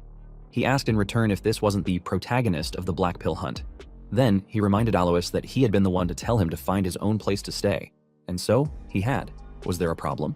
He added that, as an honored guest, there was no way he could stay in a mere hotel, so he went ahead and purchased a passable mansion instead. Then, with a smirk, he asked if Alois was really throwing a tantrum over such a small amount of money. Chris went on to say that, considering how pathetic Alois was, someone who didn't even know how to treat a guest properly, the amount was actually a cheap price for a valuable lesson in manners. Infuriated, Alois crumpled the receipt in his hand and released his dark power, summoning his pet beast. With venom in his voice, he asked Chris if he really wanted to die. Chris recognized the technique immediately. It was Count Tyraman's subjugation arts, a forbidden dark magic method distinct from the Alliance's beast taming. Subjugation arts manipulated demon beasts through fear, injecting secret formulas that triggered hallucinations, paranoia, and unnatural excitement. Still, it seemed more complex than expected, and Chris realized it would be difficult to fully grasp the technique in a short amount of time. So instead, he considered whether he should just beat the living hell out of it for now. Turning to Marie, he asked if he was right in thinking that exterminating that scary kitty would require a weapon. Laughing, Marie pulled out a simple piece of wood and handed it to him as his weapon. He grinned and teasingly asked Alois what he was doing. Wasn't he going to come at him like a real fiend? Alois shouted back not to order him around, calling him a good-for-nothing bastard. Then he ordered his pet to attack. The beast lunged at Chris, jaws wide open. Chris blocked it with the wooden stick, but the beast's sharp teeth cracked the wood and flung him away with force. He tumbled across the ground, sat up quickly, and said the pet wasn't too shabby, but asked if 2 versus 1 wasn't a little unfair. Then he raised the stakes. If he won, Alois would have to participate in the hunt as a guard instead of a mere herder. After all, it needed to be at least that dramatic to make ends meet. Chris called Alois a cheap fiend, and asked what he thought of the deal. Infuriated, Alois jumped behind his pet, shouted "cocky son of a bitch," and charged forward with his beast, swearing to make Chris kneel. Alois commanded the creature to raise its claw and slam it into the ground. The impact shattered the ground, but when the dust cleared, Chris was nowhere to be seen. Alois blinked in confusion, asking where he had gone, unaware that Chris was now behind him. With a dramatic swing, Chris slammed the wooden stick into the back of Alois's head, then repeatedly struck him before landing on the ground, rolling the stick playfully in his hand. He asked Alois if it hurt, but warned him not to cry, because he wouldn't go easy on him just because of a few tears. Alois shouted in rage, dashing toward Chris again. But before he could strike, a grim reaper appeared behind him, startling his pet, which hissed in terror and bolted, hiding behind the luggage. Alois, now trembling, demanded to know how Chris dared to scare his pet Shoko. Chris casually explained that he had used a simple 2-star illusion spell, and apparently that alone was too much for Alois's pathetic subjugation arts to handle. Alois screamed at him to shut up and began casting another spell. When Chris noticed that Alois was summoning his horse demon this time, he called out and asked if he knew what the trait of a trash-tier bastard was. Alois growled and asked what. Chris didn't answer with words. Instead, he hurled the wooden stick, striking Alois squarely in the forehead. Alois collapsed on the ground, unconscious. Chris looked down at him and commented that not waiting for a transformation or spell to finish casting. That was the real trait of trash-tier fools. Alois's summon fizzled out, half-finished and fading. Later, he was busy gambling when his servant asked him worriedly if he was sure he could do it, and he replied that there was plenty of time, so he should rest while he could. Yet, his servant informed him that he wasn't really resting right now. He angrily asked what was wrong with a good-for-nothing guy playing like a good-for-nothing guy should, and asked Marie if he was right. Marie laughingly agreed with him and assured the servants that everything was okay, as long as Chris didn't drink alcohol. She then gave him ginger ale juice. He was frustrated upon seeing it because he wanted alcohol and was sad that he couldn't have any, while Alois's butlers stood guard from the side, wondering why Alois wanted them to keep an eye on such a bastard. He then asked Alois's butlers if they wanted to join them at the table and told them he was sure their master wouldn't wake up until tomorrow since he had beaten him to a pulp. He then winked at them and assured them he would keep it a secret if they joined, which pissed the butlers off even more. They replied that there was no need for them to join him and that he should mind his own business. He teasingly agreed and told them to have fun watching him. Hours later, when the sun was about to set, he shouted lively to his servants to deal the cards and drink his share of the alcohol. His servant replied that he wouldn't go easy on him this time. More hours passed, and the dark sky appeared. Alois's butlers were disgusted watching him and his servants sleeping on the table in exhaustion and drunkenness, making them think that it was pointless to keep watch any longer and that they should just go make a short report. He then woke up when he heard the butlers leave the room. He immediately sat up and looked out the window to check if the servants were gone. He was annoyed because it had gotten late and he knew he should get moving. He then gave his coat to Marie and took his outer coat from his bag, telling her that he needed to go somewhere real quick so she shouldn't follow him. But Marie just stared at him and asked if she was right that there was an aphrodisiac in his bag, making him stop walking. She then told him that she knew it wasn't for the Count but for him to use, which shocked him. She added that she was sad to be unable to attend him in bed, but she would cheer for his nighttime activities. He shouted at her in anger that she sure loved running her mouth. A moment later, in the Katon Mountain, he was looking around and was amazed to see the secret land of Count Tiramin's house. He noticed that the energy of demon beasts was very dense there, just as its reputation suggested. He then walked quietly, knowing that he should be reaching the hunting ground soon. As he expected, he saw the hunting ground, but was surprised that there were only 2 guards. He then slowly turned himself invisible and was glad he had learned the invisibility spell from Marie. He remembered asking Marie to teach him, and she teasingly asked what he planned to do with invisibility magic, making him ask her back why she always interpreted things like that. He then easily walked past the guards without them noticing and entered the hunting ground. Minutes later, he saw a stage and rushed to it, wondering if it was the altar where they would hold the finale of the Black Pill hunt, because it was as eerie as they said. He then remembered his past friend telling him that he must make a Karajoff offer its life to him to obtain a black pill. In other words, he must make it so terrified that it would rather die instead. His friend added that just as opposites are connected, intense fear and radiant joy are on the same spectrum. So, in that short moment, the useless ash pill is reborn as the black pill. This is why the house of Count Tiramin, which specializes in dominating demon beasts through fear, is the one leading the black pill hunt. He smiled upon remembering it and understood that, as Lena mentioned, he was planning to steal the Tiramin's ultimate technique. let the Karajov run wild after giving it the aphrodisiac mixed with various substances and monopolize the black pill for himself. But he knew there was not enough time to steal their technique and learn it, so he needed to find another way. Suddenly, he felt a strong magical power behind him, making him look back, wondering if someone was there. He then heard something a short distance away and stood up. He turned toward the noise and ran toward it at full speed. He saw a nearby cave and was surprised to see it. He then carefully entered the cave, but immediately smelled intense malice and noticed the presence of top barrier dark magic inside. He then wondered if it was a crevice of Gehenna, the world of demons. Chris couldn't believe that there was a crevice linking it with the human world right there. He then had an idea and wondered if he should lure the Karajov over there since he had the aphrodisiac to bait it. He tightly held the potion and felt excited for the hunt. He then walked out of the cave, not noticing a red bat in the middle of the cave watching him. The bat extended its wings and Simon turned back to his human form. He didn't expect the little bastard to be so interesting. Simon saw that not only did he pummel the Tiraman brat, but he even made his observers let their guard down by acting like a good-for-nothing and secretly entering forbidden areas, clearly scheming something. Simon was then excited because Chris made him want to play an even more terrible prank on him. Simon approached the crevice and put his hand inside it, which caused it to bleed. Simon's blood dripped into the magical barrier on the ground, which dissolved into smoke, and a voice called Simon Defiler and asked him what his wish was, while Simon smiled maliciously in excitement. The next morning, Alois proudly pierced the flagstick into the ground and raised it with his servants and Chris. But then Chris teasingly asked Alois if he thought he was acting cool for someone who got his ass whooped by him, making Alois shout at him to shut it and call him a poser. Alois then asked him why he brought a grenade when he couldn't even use it, and he replied that it was more effective than a club. He then asked if Alois wanted a taste of it, making Alois tremble in fear. Alois then called the herders and ordered them to lure the Karajov to the altar, to which they replied yes. Alois then ordered the fiends assigned to guard duty to follow him because they would be standing by at the altar, and they also replied yes. Chris then noticed the red bat hanging in the tree above them, but before he could react, Alois shouted at him to answer. He teasingly replied yes. They then arrived at the altar, and the guard told him to go hole up to the side because he would only get in the way of the hunt. He replied that it was fine with him if he got to laze around, but warned the guard not to come crying to him later for help with the cleanup when they sheet the bed, making the guard rage and call him an asshole. But then, Alois stopped the guard and told him not to tire himself out before the hunt had even begun. Alois then called him a good-for-nothing and ordered him to go stand by and guard the flag, to which he teasingly replied yes, saying that the good-for-nothing would dutifully protect the flag.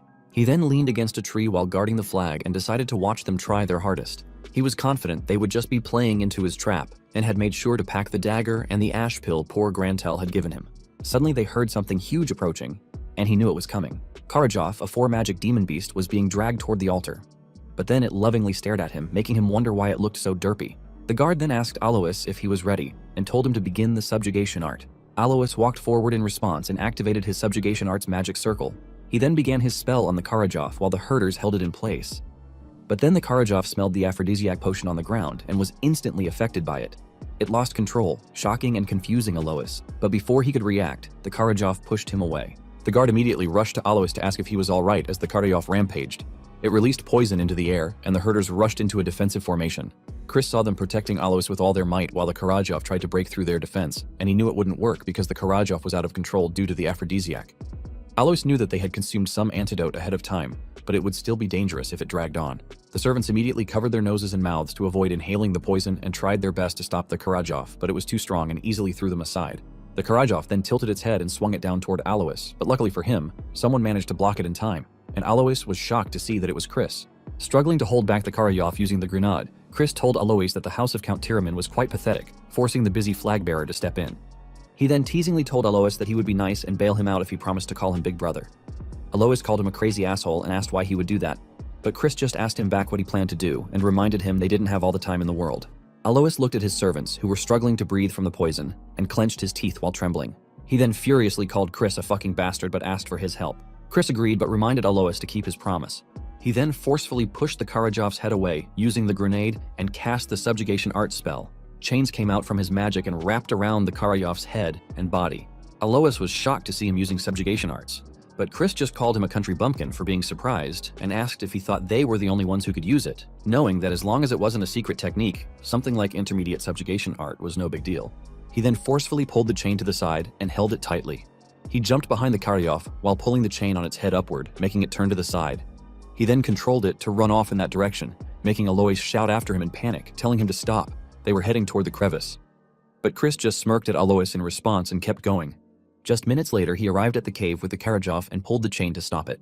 The Karajov then saw the dark magic barrier around the cave and screamed in fear, but Chris calmly asked if it was its first time seeing the malice of Gehenna, and teasingly told it to be terrified. From the overwhelming pain and fear, the Karajov stopped screaming and its eyes transformed into a black pill. Chris immediately grabbed the dagger from behind his back and stabbed the Karajov's eye, then began slashing at its head to extract the eye. A moment later, Alois and the others arrived at the cave and worriedly asked Chris if he was okay. Alois then told him that it was an extremely dangerous cave and they needed to hurry out, yet Chris just told him not to be such a wimp and asked what they should do. He then showed them the pill and told them it turned out to be an ash pill, not a black pill, which surprised all of them. Alois bit his lip in frustration, and his servant angrily asked what they were going to do about it, shouting that if Alois hadn't intervened, it wouldn't have happened. But Alois ordered them to leave it, and shyly thanked Chris for rescuing his subordinates, admitting that they managed to finish without any major injuries thanks to him.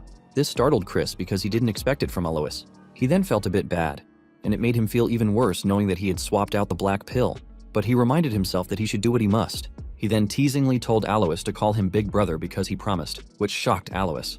Chris asked if he was going back on his word, and Alois replied that he never made such a promise, and that he was 2 years older than him. Suddenly, the cave shook and released a strong force that shocked all of them. The servants were down on the ground because they couldn't withstand the pressure, but Alois and Chris remained standing. Alois asked him what was going on, but Chris stayed silent and looked back. He then saw a huge demon with blue, shining eyes glaring at them, which terrified him. The demon told them it had been a while since it had seen a plaything, and Chris immediately knew it was a demon from Gehenna. Alois stepped in front of him, stutteringly telling him to run away since he was an outsider and should save himself. Yet Chris remained quiet and noticed the same bat from earlier at the side.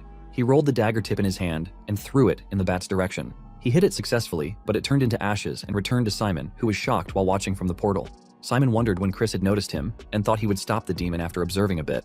But now that the bat clone he had planned to use for teleportation was gone, it would take him at least 5 minutes to get there, even if he used blood magic to its limits. Simon knew that if he arrived too late, everyone would die. He then immediately rushed toward the cave at top speed. Meanwhile, in the cave, the demon told Chris that he was interesting and asked what he was scheming. Chris simply smiled and replied that he just didn't like it when someone tried to sneak peeks at him, making the demon laugh and say he sure had a lot of concerns for a dead man. Chris looked at the four-armed demon and figured that, compared to the demons he faced during the Age of Destruction, this one was low-ranking. Still, it was at least a 5-star demon, not someone he could face head-on right now. Yet he raised a finger and spread sleeping smoke, causing Alois's guards to instantly fall into deep sleep. Alois shouted, asking what he was doing and why he was putting them to sleep when they needed to fight together. Chris sighed in frustration, realizing that Alois had a strong resistance to magic. He then punched Alois in the abdomen while telling him to stop talking and go to sleep. Alois collapsed to the ground, unconscious. The demon was confused by his actions and asked if he intended to offer the others as sacrifices. The demon then agreed to spare Chris's life and even bless him in exchange for the humans. But Chris simply told it that it talked too much and uncovered Grenade, aiming it at the demon while stating that it was his principle not to associate with their kind. The demon recognized Grenade and aimed its hand at Chris, gathering magic power. It told him the idea was commendable, but a holy sword he couldn't use was merely a piece of junk. The demon then released the magic power at him. Chris blocked it with Grenade, but the force was too strong, and he was slammed into the wall. The demon grabbed him and said it would give him one chance. Offer them, and it would spare his insignificant life. Chris just spat in the demon's face, enraging it even more. He then teasingly asked who said he couldn't use the holy sword. He swung Grenade at the demon's hand, freeing himself. He let himself fall through the air and rolled as he hit the ground. He then released his light magic, triggering Grenade's holy power. The demon was shocked upon seeing it and asked how a fiend like him could use the power of light. But Chris just asked it back if it was finally feeling like its life was in danger. That infuriated the demon even more, and it put its hands together to gather stronger magic while shouting that it would slaughter him. It then hurled an even more powerful attack at Chris. But he calmly braced himself and activated the Dead Sea Cleaving Light technique. A brilliant slash of light cut through the demon's dark magic and shot toward it. The demon couldn't believe what it was seeing as the light slashed it in half, instantly killing it. Chris, panting, watched his breath fog and saw everything around him blur, realizing he had pushed his body too hard. He then collapsed to the ground, slowly losing consciousness. As he drifted off, he remembered Evan's shocked voice, asking if he had seen the Dead Sea Cleaving Light and managed to replicate it. He replied that it was something like that and demonstrated it to Evan. Evan shook his head in disbelief, saying Chris was really something. He then explained that the Dead Sea Cleaving Light literally represented the single flash of light that divides the Dead Sea. But ironically, even with that sword technique, Evan had failed to become the light of the Meyer clan. He then told Chris that he surely would become the light that would save the world. A gentle being then touched Chris's head and thought he was interesting. She introduced herself as Mefina, a first seat of Gehenna's 7th realm, while Tiramin's people arrived to rescue them. Chris let his eyes close while Mefina whispered that she looked forward to his future actions. Days later, in the manor of Count Tiramin, he was in his room, feeling his head hurt, and couldn't believe he had just laid there for 2 whole days. He checked his body and noticed that it was fine. Then, he remembered the black pill and was glad to see that it was still there. He immediately took the bag from his bedside table and sighed in relief upon seeing the black pill inside. He then remembered Mafina and figured that he had received some unwanted attention. He knew that occasionally, fiends who stand out early receive a demon's blessing and can be nurtured quickly. But he asked himself why he should care when that was something bad guys received. He then thought that a 7th world demon wouldn't even be that high level. Someone knocked on his door and Count Tyraman, the patriarch of House Tyraman, walked in together with Alois. The Count said he heard he had woken up and asked how his body was doing. Chris immediately rose out of bed to greet the Count, but Count Tyraman told him it was all right and that he shouldn't get up. Just listen. He sat back down and looked at Count Tyraman in confusion. Count Tyraman then informed him that they had organized an investigation squad and checked the cave yesterday. They found that someone had tampered with the magic circle that sealed the entrance to Gehenna. Fortunately, it seemed the demonkin had been reverse summoned in the meantime. But no matter how fleeting the moment was, it had still been more than enough time for everyone to lose their lives. He responded that he understood, all the while wondering if they truly believed it was a reverse summon. He thought that made sense. It would be difficult for them to even consider that he had extinguished it himself. Since he didn't need to come up with an excuse, it was a gain for him. Count Tyraman then said he would begin with an apology. He apologized for treating him poorly, relying only on rumors of him being a good-for-nothing, and respectfully thanked him as a benefactor of House Tyraman. This startled Chris. He told Count Tyraman that it wasn't like that, and as a member of a dark magic clan, he had simply done what he needed to. After all, they were family. But the truth was, he had decided to muddy the waters even though it hurt his conscience. Because if he couldn't obtain the black pill, he would simply sneak it out. Count Tyraman thought for a moment upon hearing the word family, and told him that if there was anything he could help him with, he should say so. As long as it wasn't something impossible, he would make sure it happened. Chris responded that if that was the case, he hoped House Tyraman would shake off the old grudges against House Khazar, which surprised Count Tyraman. He added that instead of the current enemy-like relationship, where they kept baring their fangs at each other, he wished they could have a friendly but competitive relationship, one where they could plan for proper advancements together, something that matched the fact that they were bloodline kin. Count Tyraman hesitated to agree, but Chris told him that he surely also knew the real reason their two houses were feuding, the behind-the-scenes manipulation of the main clan. If the branch families worked together, the main clan might feel threatened. This meant it was a scheme to keep them as mere dogs guarding the house. Count Tyraman asked him if he was suggesting a revolt against the main clan, but Chris replied that he had no such thoughts whatsoever. He simply believed that they shouldn't be pushed around because of something the main clan did wrong. Count Tyraman told him that he was deep, and he couldn't believe Chris thought so far ahead. Chris thanked the Count for his praise and asked if he would accept the request. Count Tyraman sighed and replied that, for the first time in a while, he should contact that punk Ridan, making Chris smile, knowing that if they could just unite their forces like this, they could establish a much firmer front during the Age of Destruction. Count Tyraman then hit Alois while asking him what he was just watching for, and reminded him that he said he also had something to say. Alois cleared his throat and shyly handed the ash pill to him. Alois then explained that when he came into the cave, the ash pill was on the floor, and since Chris showed no signs of waking up, he made sure to take care of it. Chris accepted the ash pill, but teasingly told Alois that if it happened to be that he was so grateful he wanted to give him more things, he could give him as many as he wanted, which pissed Alois off. Count Tyraman laughed upon seeing them and told Chris that, as he said, since he was so grateful, he would give him a gift. Count Tyraman then handed him a summoning stone that could store up to a rank 4 demon beast. Chris was surprised to see it, knowing that it was an incredibly rare item, but Count Tyraman wasn't finished and informed him that he would make a report so that Chris could participate in the sacred dark rite. Count Tyraman then wished him good results, and Chris thanked him for both the gift and the encouragement. Count Tyraman then turned around and walked out of the room with Alois to let him rest. Chris softly smiled at them, and once he was sure they were gone, he asked someone why they didn't come out now. A dark and red shadow then emerged from the curtain, and Simon revealed himself to Chris, saying that, as he expected, it wasn't a coincidence that Chris had discovered him. He couldn't believe Chris had seen through stealth that even Count Tyraman couldn't detect. Chris explained that he could smell the scent of blood, and Simon greeted him respectfully before introducing himself as the butler of the Dark Magic clan. Chris wondered if that meant Simon was the Elder Clan head's henchman, and where he had heard Simon's name before. Then he tightly gripped his hand, realizing that Simon was the master of the Blood Shadow Mages leader. The Blood Shadow Mages did not differentiate between the Magic Empire and the Dominion of Light. They were a psychotic organization that reveled in indiscriminate slaughter and terrorism. Their leader was a fiend who had reached the height of 8-star power and, during the endgame of the Age of Destruction, reached 9-star and became the 10th Demon King. Chris couldn't even count how many times they had nearly died because of that leader. And now Simon stood before him, the blood and flesh of the Demon King of Carnage. Simon then told him he never imagined the young master of House Khazar would be that amazing, not only because he had managed to eliminate a demonkin, which startled Chris. Chris wondered how Simon knew, as he was certain he had taken care of the clone. Could it be that Simon had seen the Dead Sea cleaving light? He then told Simon that he had no idea what he was talking about. Simon understood he was playing dumb. Simon then explained that after going to the cave, even the demonkin's corpse had been completely annihilated, leaving no trace.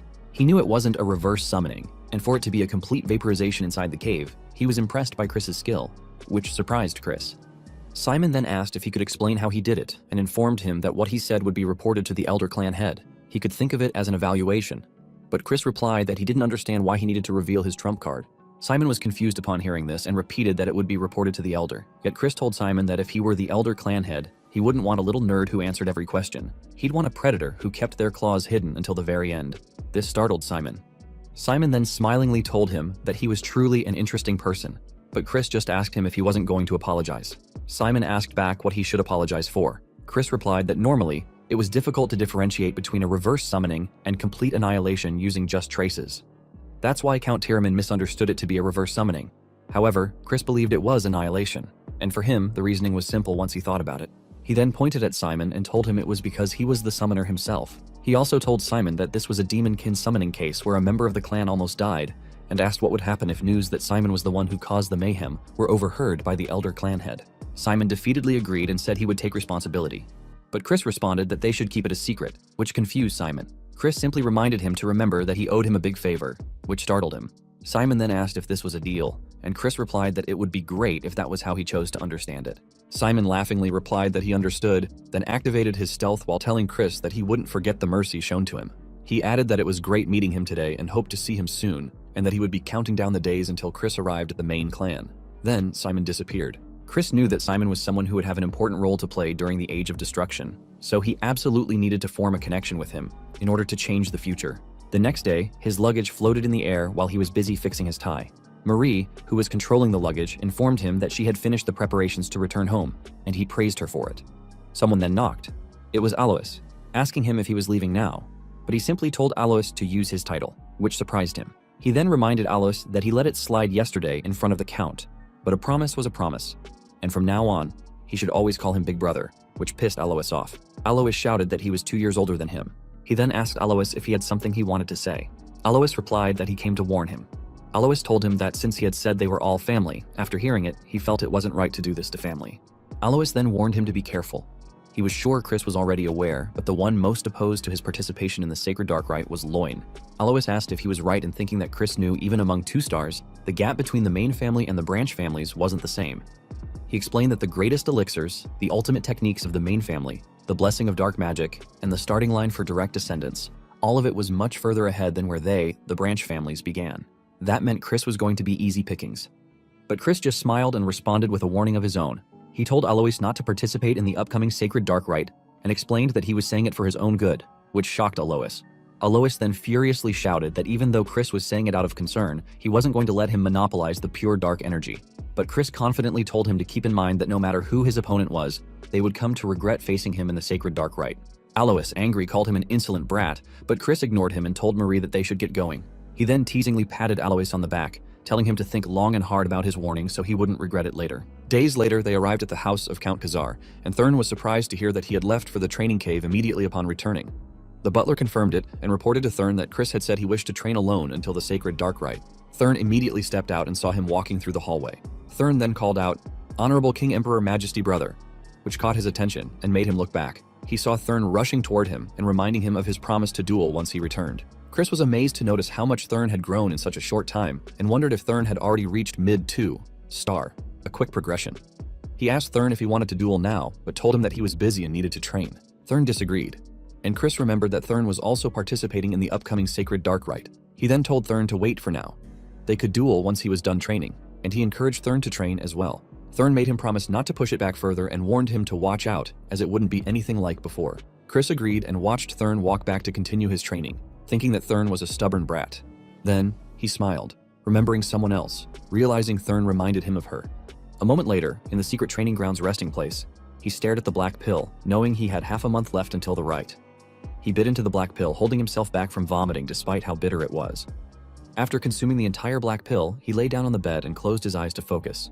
He sensed that it was more turbulent than he expected, but then he saw a small light. Confused, he wondered if the light force he sensed was within the black pill, and whether the elation the Karajov experienced upon death had become part of the pill. That made him realize why black pills were difficult for fiends to absorb. but he decided it was irrelevant to him. He gathered the black pill's power throughout his entire body. When he was done, only the light force remained. He knew that fiends would normally expel that energy with their teacher's help, but he didn't want to waste such a valuable force. He decided to take it into his light core instead. He then began the process, and the light energy traveled through his veins and strengthened his light core, which was next to his dark core. He opened his eyes as he felt the powerful light energy settle within him and eventually calm down once it was fully absorbed. Meanwhile, in a distant castle, a butler approached a lady to report on the investigation she had requested. He handed her a scroll while reporting that during the Black Pill hunt, there had been an incident involving a demonkin summoning, but that the boy had survived it. The butler apologized to the lady, explaining that the investigation had taken longer because he had to look into the incident as well. The lady accepted his apology and praised him for his good work. The butler then bowed respectfully and said he would take his leave if there were no further questions. She remained silent and opened the report, where Chris's picture was inside. The butler quietly exited and said his goodbye to Idaline. Half a month later, Thurn knocked on the resting room door to tell him that today was the promised day. He told Thurn to come in, which Thurn did, and saw him changing clothes.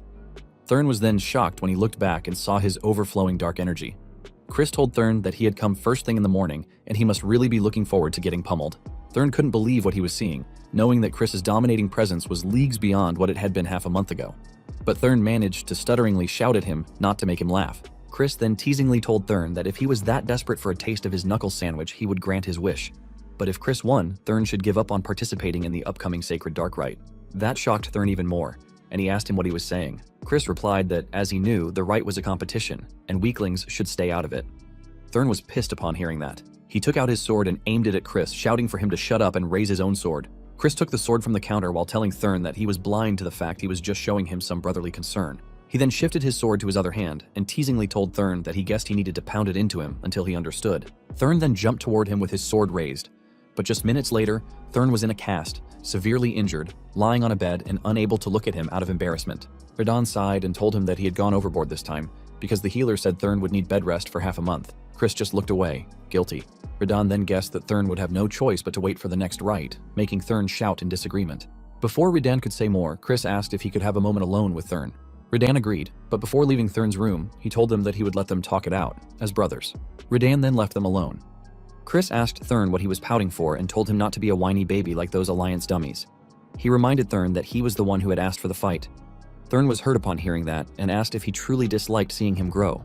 Thurn then reminded him that he had mocked him, looked down on his achievements, and now had deliberately injured him so he couldn't participate in the Sacred Dark Rite. Chris sighed, knowing Thurn was going to cry at this rate, and told him that he thought they weren't on the same page. He explained that he did it in hopes of seeing him become stronger, and stronger for his own sake, which surprised Thurn.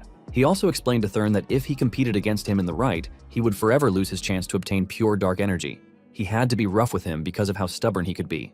But most importantly, pure dark energy didn't suit him. Thurn asked what he meant by that, and Chris told him that he was best suited for dark gray energy.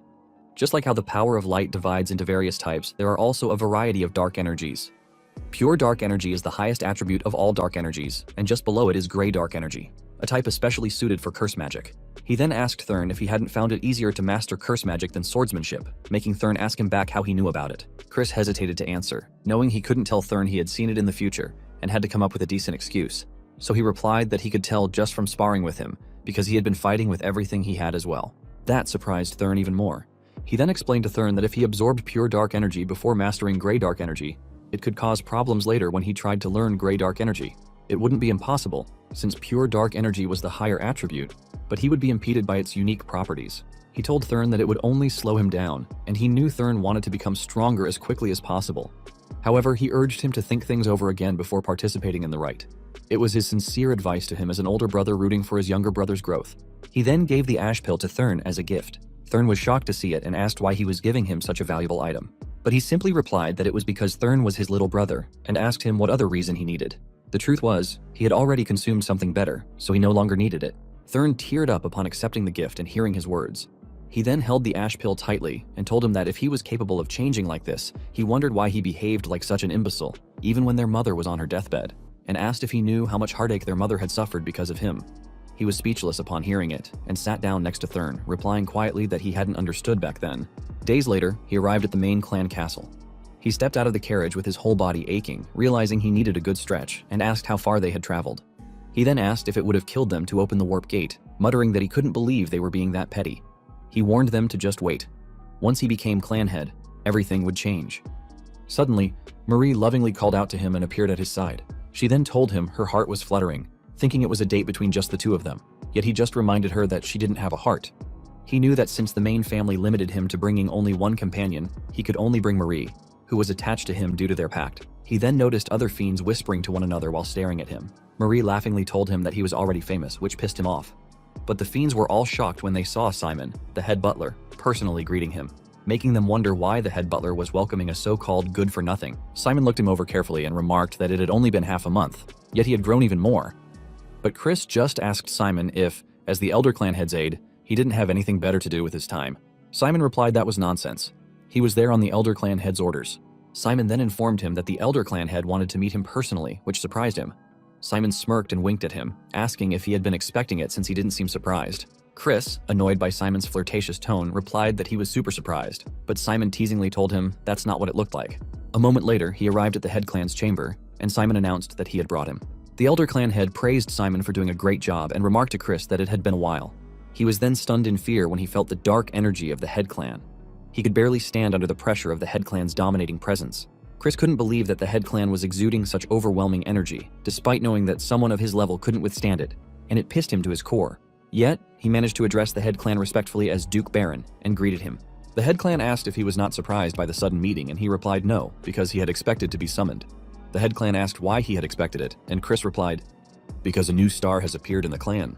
The head clan laughed in agreement and said that neither Marion nor Simon could hold back their compliments, but he couldn't quite tell yet if he should have any expectations. Chris remained quiet. The head clan then remarked that no matter how great the seed may be, only time would tell how it would grow in the future. It could be a sapling that withers away as soon as it sprouts above ground. Chris agreed, saying he was still too lacking to match the head clan's expectations. This prompted the head clan to ask if he was implying he wouldn't be able to match them in the future. Chris replied that only time would tell whether the sapling would surpass expectations and grow into a great tree, or perhaps even become an abnormality that casts a shadow over the great tree. He added that, at the very least, he knew he wouldn't disappoint him. The head clan was speechless upon hearing his answer and told him he should have high hopes for him. The head clan then dismissed him, and Chris bowed respectfully before leaving the room. Marion asked the head clan what he thought of Chris. The head clan replied that Chris had exceeded his expectations. However, because he held such great talent, his fate would be all the more turbulent. The head clan then asked Marion if she also knew that bloody winds were blowing toward the magic empire. Marion remained quiet in response, but the head clan assured her that a small hope had sprouted today, which surprised her. He then added that Chris might indeed be able to fulfill his long-desired wish. Later, on the eve of the sacred dark rite during the banquet, the host announced the arrival of Chris as the eldest son of Count Khazar. He proudly entered the banquet hall. He heard the guests whispering, asking why the Elder Clan head would meet with a fool like him and saying he looked like a gigolo. But he expected that. After all, he was too handsome not to draw attention, something Marie happily agreed with. He then saw a waiter serving drinks and asked if it was booze. The waiter replied yes, but when Chris tried to grab one, the waiter pulled it away and asked if he was underage. Instead, the waiter handed him ginger ale. Marie laughed with the waiter while Chris stood frozen in the middle, holding his ginger ale. He wanted to curse the lame fiends for not letting him have alcohol. But then he snapped to attention when the host announced the arrival of the young lords and ladies. The banquet doors opened, and the young lords and ladies entered proudly. At the front was Achid de Baran, the second young lord. Next to him was Juliane de Baran, the first young lady. The third in line was Jupion de Baron, the second young lady, and last was the third young lord, Mysac de Baran. Chris noticed the absence of the first young lord, the madman, and wondered what Achid would say to him, the victim of his little game, and the one whose reputation he had sullied. However, Chris was surprised when Achid simply walked past him without a word. He was angry that Achid wouldn't even look him in the eye after everything that had happened, making him feel like he was no better than an ant in Achid's eyes. Yet Juliane softly lifted her skirt in a graceful greeting as she passed him. He stared as she walked by and remembered Marion's warning to be wary of the first young lady, but he didn't sense anything particularly off. He turned away, deciding he'd figure it out later. That today's reconnaissance was enough, and now it was time to prepare for the rite. Just then, someone appeared behind him and greeted him, surprising him. He turned back in irritation as the man introduced himself as Faur, a summoner working for Luan. But Chris simply asked, "So what?" Faur replied that he had heard someone unworthy would be participating in the sacred dark rite. He expressed concern that an underqualified participant might cause an accident and sully the name of the Great Dark Clan. Chris angrily asked Faur if he was calling him unqualified. Faur replied that Chris would simply have to prove he wasn't. Chris then spotted someone on the balcony and confirmed it was Loin. He was pissed. Faur, a decoy, stood before him while Loin watched from a safe distance. He thought that if Loin had a problem, he should step up himself. Chris placed his ginger ale on a nearby table and decided not to make a scene. They could have their heart-to-heart during the rite. He then told Faur that he would prove himself, and that it sounded like barely an inconvenience. Chris ordered Faur to show him his party tricks. Faur looked confused and asked if they were really going to do this here. He reminded Chris that he was unarmed. Chris simply asked if Faur expected him to need a weapon to face someone like him. This angered Faur, who swore Chris would regret it. But Chris just shrugged and teasingly asked if he really would, and told him that actually he thought it would be Faura who regretted it. Unbeknownst to him, he had already caught the attention of the two young ladies, especially Julianne. Just a few minutes later, everyone at the banquet was shocked to witness evil spirits attacking Faur, while Chris sat calmly on one of the spirits and the rest were tending to him. The guests couldn't believe what they were seeing. Faur had started by summoning evil spirits, but those very spirits instantly turned on their summoner with just a single gesture from Chris. It left everyone wondering how he had gained control so quickly. Chris then stood up and asked if Faur's actions were Loin's will. Teasingly, he added that it was unbecoming of a direct heir of the Dark Magic clan, and told Loin that if he had any grievances, he should have just challenged him to a duel. But Loin responded that the incident had nothing to do with him. Chris retorted that not even a fool would fall for that lie, but said he would believe him just this once. He turned around and walked away, telling Loin that they should meet again during the sacred dark rite. Inside, he was pissed seeing the cowardice of Loin and swore to teach him some manners next time. The day of the sacred dark rite arrived, and everyone was gathered seriously in the hall, except Chris, who yawned loudly. Alois asked him if he wasn't the slightest bit nervous and reminded him that he had even caused a ruckus the day before. But Chris asked Alois back why he had come when he had warned him not to. That made Alois panic, asking how Chris could try to push back the sacred dark rite, calling him a crazy punk. Suddenly, someone walked down the stage. It was Loin. Chris trembled in anger upon seeing him and wanted to shout something, but then someone addressed them all. The vice butler in charge of the main house introduced himself as Sebastian.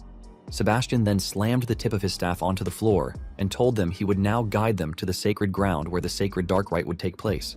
The palace revealed a hidden underground, and everyone was shocked to see it led underground. But Chris knew better. He suspected it was an illusory art, materializing in imaginary space. Sebastian stepped onto the ladder first, but in just a second, appeared far below, halfway down. This caused the others to panic and rush to follow him, realizing Sebastian was leaving them behind. A moment later, underground, they were doing their best to catch up with Sebastian. As they climbed a slope, someone asked if they hadn't gone underground. Why was there such a steep incline? But there was no time to complain, as Sebastian urged them to hurry and warned them the ground wouldn't support them for long. As he said this, the ground behind them began to collapse, and 2 challengers fell. The others panicked at the sight, but before they could fully react, Sebastian informed them that, since they were late, he would now be speeding up. He rushed ahead again, and moments later, 2 more challengers fell as the path behind them gave way. Loin scoffed, thinking they were weaklings who couldn't even keep up. He was just about to deem them unworthy pests when Chris suddenly appeared beside him at full speed, completely unfazed, which shocked Loin. He wondered how Chris had caught up so easily and noticed he wasn't even sweating. Chris smirked at Loin and teasingly asked if he was already out of breath, saying he guessed Loin was all bark and no bite. He also asked if the clan hadn't fed Loin a bunch of premium potions as a direct heir, which pissed Loin off even more. Chris knew that in an illusory space like this, pushing oneself too hard was pointless. The fools who ran earnestly were only torturing their own bodies. Calmly walking, Chris experienced no stamina drain at all. Just by twisting one spell, he had become invincible in this space. Sebastian noticed his pace and was quietly impressed. Hours later, they arrived at the center of the underground space. 3 of the challengers were panting from exhaustion while Chris remained perfectly relaxed. Alois asked why he was unscathed, and Chris simply replied that it was why he should have trained his body more instead of riding his beast everywhere. Suddenly, a bright diamond appeared and flew past them, welcoming them. It explained that, as they knew, this was the sacred ground, where the purest of pure dark energy bursts forth. They called it the sacred darkness. Someone then introduced herself as the manager of the sacred ground, Rihu. She welcomed them once more. Rihu then explained that what they would be doing today was obtaining the great pure darkness, just like the 3rd-ranked Demon King, the Dark Destroyer, and the progenitor of the Dark Magic clan. She then controlled an arrow of light to float in front of each challenger and guided it to pierce the space behind them. She informed them that the darkness was not sufficient for all to share, and the demon beast inside would test their worthiness. The arrows pointed towards separate rooms assigned to each challenger. He raised his hand and asked Rihu if what she was saying was based on who arrived first, to which she replied yes. He then asked what would happen if an unforeseen mishap occurred between competitors during the rite. Would it result in disqualification? Rihu replied that each of them would be on a different path, meaning they shouldn't encounter one another, but on the off chance they did, they were to avoid conflict, as wasting time would only benefit the other competitors. A countdown from 3 began, and all the challengers faced their respective rooms. Rihu told them to focus on their own safety. When the countdown hit 0, they all rushed to their assigned rooms, and Rihu wished them good fortune. Sebastian and Rihu watched in silence. Once all of them had disappeared into their paths, Sebastian asked Rihu if she wanted to bet some blood juice on who would win, but Rihu just left, brushing him off and leaving Sebastian annoyed. Meanwhile, in one of the rooms, Loin was rushing forward when a monster appeared, a four-eyed wolf imbued with flame magic. It dashed toward him, but Loin didn't stop running. Instead, he gathered dark energy into his hand and delivered a punch to the demon's neck, followed by a strike to the face and then the chin, causing the beast to cough up blood. Loin smirked, knowing the monsters were only low-rank 2 magic creatures, nothing compared to him, an upper 2-star. He was confident that Chris was having a much rougher time, and remembered that, according to the rules, each path was supposed to have the same distance and level of trials. However, he had bribed a mage to alter Chris's path to contain stronger demon beasts. Loin believed Chris would meet a tragic end at the hands of the monsters, and since deaths during the Sacred Dark Rite were overlooked, this place would become Chris's grave. Moments later, Loin finally reached the end of the room and saw the door to the sacred ground. Smiling, he was confident that he would be the first to arrive, just as he expected. But he was startled when Chris casually told him he was late and asked what took him so long. Chris also added that he was about to die of boredom from all the waiting. Loin stammered, asking how Chris had arrived so fast. Chris simply replied, "There wasn't much to it." Loin shouted that it was impossible. His path was supposed to have had much stronger monsters. But then Loin realized what he had said and quickly covered his mouth. It was too late. Chris had already heard. Chris told Loin that it made sense now. He had thought the monsters were stronger than they should have been. Loin demanded to know what he was implying and who he thought he was. Chris replied that it was just the two of them for now, so there was no need for formalities. Loin grew angrier and called him an arrogant asshole. He then unleashed dark energy through his fist and declared that although it was taboo for competitors to clash during the rite, he would crush Chris here and now. Loin launched a punch at Chris, but he easily dodged it. Chris recognized the technique. It was magic combat art, a close-range combat method that exploded magic on impact or disabled an opponent by targeting their joints. Loin continued launching a flurry of punches, but Chris dodged each one effortlessly, barely breaking a sweat. Enraged, Loin attacked with an even greater punch charged with dark energy, but again Chris avoided it with ease. Loin then tried to grab Chris's arm, vowing to break it, but Chris mocked him, called him a dummy, and grabbed Loin's arm first. He twisted Loin's arm behind his back and told him not to cry if it hurt. He then forcefully pulled it, making Loin scream in pain. Hours later, Alois finally arrived and asked if he was too late. But then he gasped in shock when he saw Loin and the other challengers collapsed on the ground around Chris. Alois asked if he had done it, but Chris just called him a slowpoke, and asked if he planned to faint on his own or if Chris should beat him until he passed out. Alois activated his subjugation art technique and shouted that he hadn't just been sitting around doing nothing, and told Chris to come at him. But just one punch later, Alois collapsed to the ground. Chris thought it felt like deja vu and figured they would all be taken away if he left them there. He knew that 5 years from now, the first great war against the Alliance would break out. That meant he had to bring the Dark Magic clan under his control before then, which was why he couldn't afford to share even a single ounce of the sacred darkness with anyone. He approached the sacred gate once he had cleaned up, opened it alone, and stepped forward, knowing it was finally time for him to take possession of the sacred darkness. Sacred darkness was the power that granted a fiend the possibility of becoming a true transcendent. The Elder Clan head, known to have absorbed 80% of the sacred darkness, remained one of the strongest beings alive, even among the demon monarchs. The Dark Destroyer had absorbed more than 90% of the pure dark energy to become a demon king. Chris understood what that meant. If he could make 100% of the pure dark energy his, he could surpass even the demon emperor. He stood before the sacred darkness and slowly reached toward it. His hand pierced into the dark mass, and he began to absorb its power. 2 days later, in the waiting room, the guests were in disbelief upon hearing that everyone other than Chris had been eliminated. It was considered a disaster, especially since Loin was in critical condition. A woman questioned whether Chris might have used a trick, a banned magical tool, or something else. A man agreed, suggesting a thorough investigation, but they both fell silent when Jupien interrupted and stated that such measures would not be necessary. In her view, Chris would not be exiting the sacred ground. Jupien believed the fact that Chris hadn't emerged after 2 days could only mean one of two things. Either he was still attempting to absorb the sacred darkness due to its overwhelming volume, or he had already been crushed by it and died.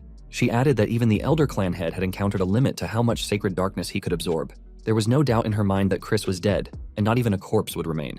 She left the room, vowing that if Chris somehow returned alive, she would kill him herself. As she walked, she recalled how, after her father's death during battle with the Alliance, both she and Loin had been adopted by their uncle, Viscount Langham. Her footing within the clan had always been unstable. And now, with Loin having failed to claim the sacred darkness as well, no one would support him as a successor. She silently vowed to make Chris pay for the humiliation. Elsewhere, a young maid asked if the so-called good-for-nothing still hadn't emerged. An older maid replied that Chris must already be dead and said it was punishment for someone too greedy to understand his place. The two maids pointed at Marie, who stood waiting calmly, and teased that she would soon meet her master's ghost. But their laughter was cut short when the older maid's bag was suddenly struck. Marie, with an eerie calm, warned them that while her heart fluttered in anticipation of her master's return, if they continued being noisy, she would turn them into ghosts under her control. Terrified, the the maids fled while screaming that they understood. Once they were gone, Marie looked out the window and quietly pleaded for Chris to return. In her mind, she scolded him, reminding him that a man who made a maiden wait was not cool at all. Meanwhile, deep within the sacred ground, Chris awoke to find himself surrounded by endless darkness. It constricted his breathing, and he estimated he was around the 70% mark. The process was proving far more difficult than expected. He reminded himself that the true trial would begin at 90%. He also knew that absorbing too much could cause his core to shatter, killing him long before the war even began. He remembered one possibility: the dragon heart. Determined, he resumed absorbing darkness, imitating the structure of a dragon's core, known for having the largest container capacity. The dark energy surged into the imitation heart. But then, his core cracked, pain shot through him, and he realized he had reached his limit. He needed to stop. Then, unexpectedly, someone appeared in front of him. A voice asked if he required help. He was stunned to see Mafina, and questioned how a demon had entered that space. But demons, by nature, could communicate with darkness, making it easy for her. Mafina told him that she could help him, and no conditions were required. Confused, he asked why, but she only laughed and said it was simply a fleeting whim. She reached out and ordered him to take her hand and absorb all of the sacred darkness. 1 week later, the Elder Clan head gently placed his golden teacup down and remarked that it was hard to believe Chris was still alive, given that no news had come for several days. Marion, troubled, thought to herself that such reckless ambition made little sense and wondered why Chris had done it.